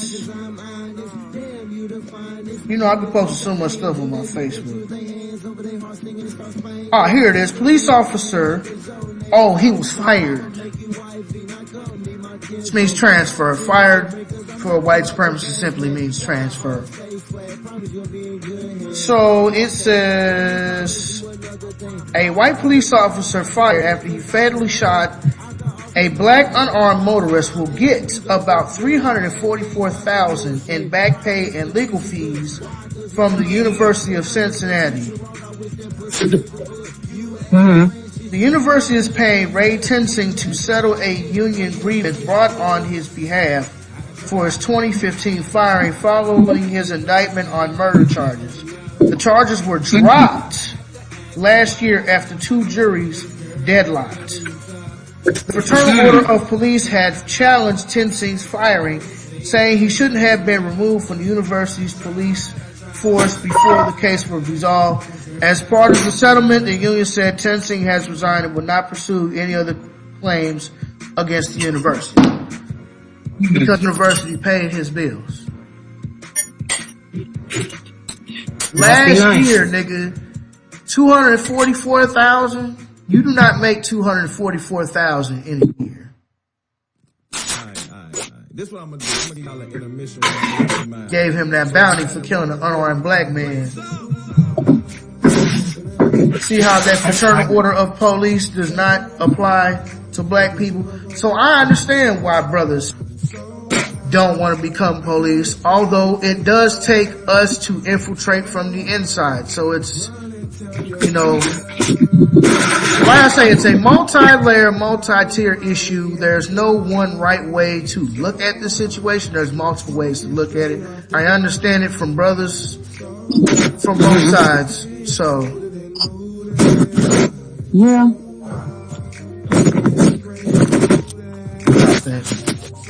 I mean, but it's like, you know, with us being police officers or with us now, performing black options, you know, what do we have left? Form militias. Technically, we can form a militia under the First Amendment. Or no, Second Amendment. First Amendment is free speech. Second Amendment is guns. Mm-hmm. So you have the right to bear arms, and then there's another piece under that says that if your government should, you know, come to like tyranny and stuff like this, then you can form a militia against your own government. So True. that's an option. But I definitely think that we should start protecting our own communities. I think the gangbangers of today should be the fruit of Islam by tomorrow. And I mean, by fruit of Islam, I just mean a warrior force of individuals who protect the community. Mm-hmm. That's what I think. That's an interesting take. Teach the gangbangers some guerrilla warfare tactics and some other stuff with some military training, and get the brothers to protect the community. Get the military brothers to teach the gangbangers and the hood street niggas, teach them how to really work together and protect the community. That's what I think. Yeah, that's actually a pretty dope idea. So, you got anything else, Becky? No, sir, I don't. I am sorry that I was late. I have this book meeting the last Sunday of every month. Last Sunday, ain't it? Yes, it is. Right. And then the 29th is the last Sunday of next month. So right. I typically have meetings the last Sunday of every month. That's cool. Well, my truck should be out of the shop, I guess probably no more than 2 weeks. I gotta order the transmission tomorrow. Hey. So, thanks to my parents, I have enough money to get the transmission before I get paid. That's dope. My father actually invested into my business, so shout out to my pops. Hey. And my mother was a loan. Yeah. So, yep. So you're doing everything you said you wanted to do, have it up and running by spring? Yeah. How your business up to go up in spring? So I got a new slave cylinder, new master cylinder, and it's a used transmission. I think dude says only got like 90,000 miles. One of them wholesale warehouses from somewhere, I think Minnesota or somewhere. Denver, Colorado, I think. But yeah, cause you know, different states have different like emissions regulations and stuff. So some states don't have emissions. So a lot of times you'll find older cars on the road, or at least have parts for older cars because the emission standards aren't as strict. So, but anyway, man, yeah, I gotta work tomorrow. I signed up to work. I work Friday. On my off day, I did another double action trigger yesterday. I'm off today, which is Sunday. I never work Sundays. And then I'll be back in for Monday. I will be at Forest Park Station. But basically, the transmission is like $650, $650. And I need to get some equipment. So I do need to kind of see about getting a Home Depot card. I've been kind of bullshitting about getting out because it's been kind of rainy and dreary on my off days. So I really haven't wanted to get out the way I really should. But that'll be something I'll be trying to get from my business. But for the most part, I know we like hella people on the job. So I'm just going to get back on my overtime grind. And, you know, if I can get a nice couple $1,000 checks, I mean, you know, I can buy, as long as I got my truck going, I can just get a lawnmower. I done already priced my lawnmowers. I done already priced the blowers. Both of them about $450 a piece. So that's going to be like $900 for 2 new lawnmowers, about $900 for 2 new backpack blowers. And then, it's probably be about $700 for some couple echo trimmers and stuff like that. So it's cool. you know, I've been talking to some bus drivers and talking to different people, man, just spreading the word, passing out business cards. So, we'll be getting that. So it's a work in progress, man. So I called my dude down at Roy's Transmission. Talked to the head mechanic, called him, basically gave him a heads. I got a beeline on the transmission. I'm finna get it Monday. I'm gonna order it Monday. They gonna ship it straight to your shop. He like, all right, cool. So I was like, yeah, I know I paid y'all the $170 for the slave cylinder that O'Reilly's Auto Parts could seem to get right. So that $170 went towards the labor of the slave and the master, probably. So I'm just like, yeah, you know I paid y'all that $170. Just let me know how much y'all gonna charge for the master cylinder and the transmission. And, we'll get straight away. Oh, don't worry, Dave, man. Look, we gonna throw you a little discount. Woo. I'm like, hey, right on. Cause, I had it come to Jesus meeting with him and the owner of the shop. And since I done did that, and, I made my point very clear, like, man, I'm not happy. I'm really not happy. My truck's been down here since December. You've been putting me on the back burner. And even now, my truck been in the shop and I'm coming down here. I'm calling, I'm coming down on my off days. I'm missing money because I got to come down here and talk to y'all. I'm like, I'm not happy, man. Y'all not communicating. I'm like, I'm trying to give you the opportunity for repeat business. And it's a black owned shop and it's right down the street from my house. So that's why I want to take my business. So don't necessarily give up on black businesses. We have things that we need to work on, yes. But something as simple as a conversation can help change them. Because since I had that come to Jesus meeting with both the head mechanic and the owner, the head mechanic, he been communicating with me, he been calling me, letting me know what's up.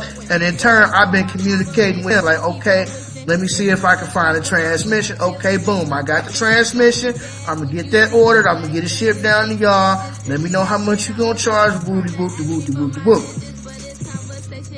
So, yes, it could be a headache working with us sometimes. But we gotta get over that hump. And in order to get over that hump, we have to help each other to get over that hump. So a simple conversation and we cool. I want to support black business. I want to put my dollars into a black business. And the fact that it's a black owned mechanic shop and it's literally down the street from my house and the place where I am currently doing business at, which is the church. I got a garage that I keep my equipment in, but still, it's the church property. So I'm like, hell yeah, I want to come right here. I don't have to do nothing. It's, right, shoot down Thekla or Lillian. And then boom, hit Riverview. What's that right?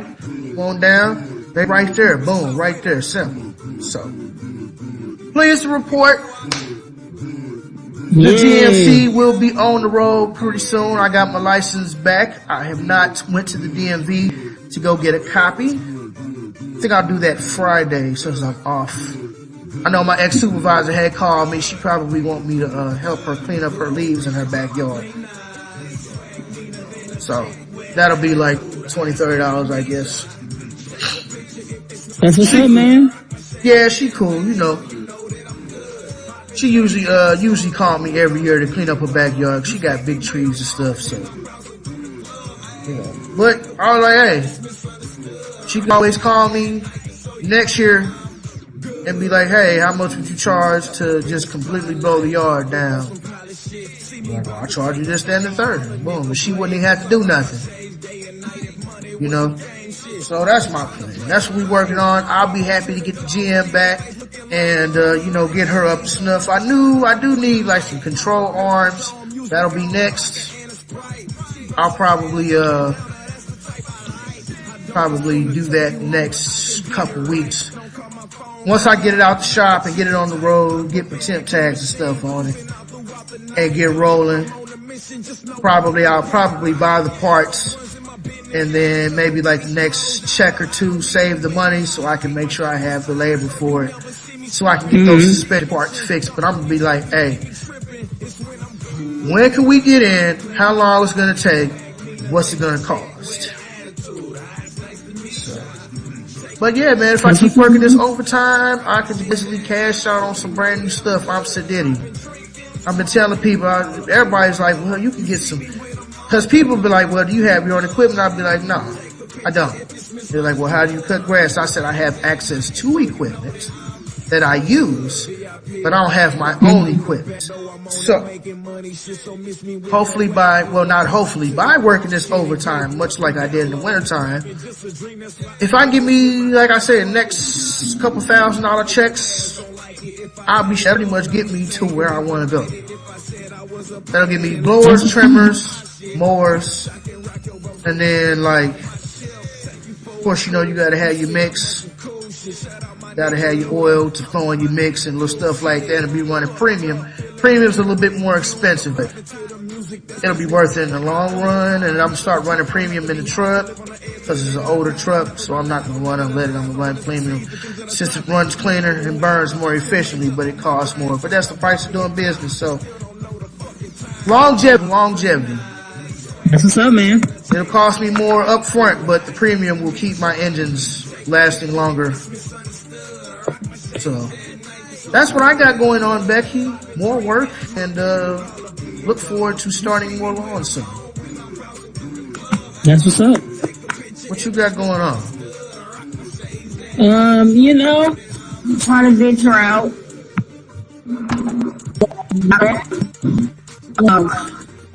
Working on booking.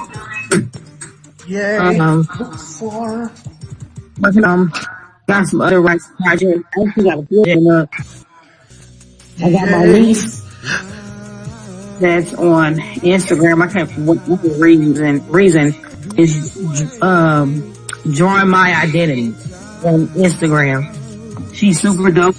She's doing a piece for me to go inside of this little project that I got coming up. That's cool. So I can't wait till she's going to have that done for me by May before she goes off to college. And then my full piece of stuff should be done by middle part of May. Middle end, no later than the third week of May, it should be done. But I will also look for the Black People Brunch. It's for men and women. The Black People Brunch, huh? Yeah, I'll be down in St. Louis for that. It's on the Sunday. So that's cool. I'm looking. When is that? It for me. It's on May the 6th. May the 6th, and that's Sunday. Mm-hmm. What time?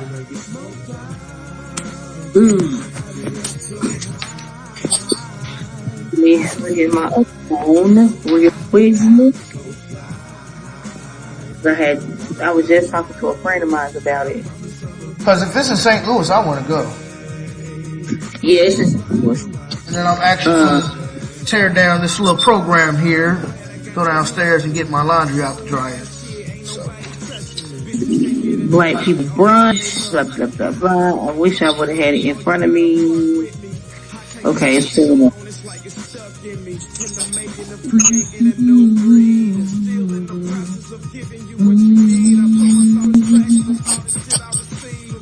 Alrighty. So it's on, I don't know if they announced the time yet. They have not announced the time yet, but it is on May 6th. You said May 6th? Yeah, it's alright, my bad. It's on May 6th from 12:30 to 3:30. Alright, that's cool. They doing like a tour for whatever reason. They're not coming to Kansas.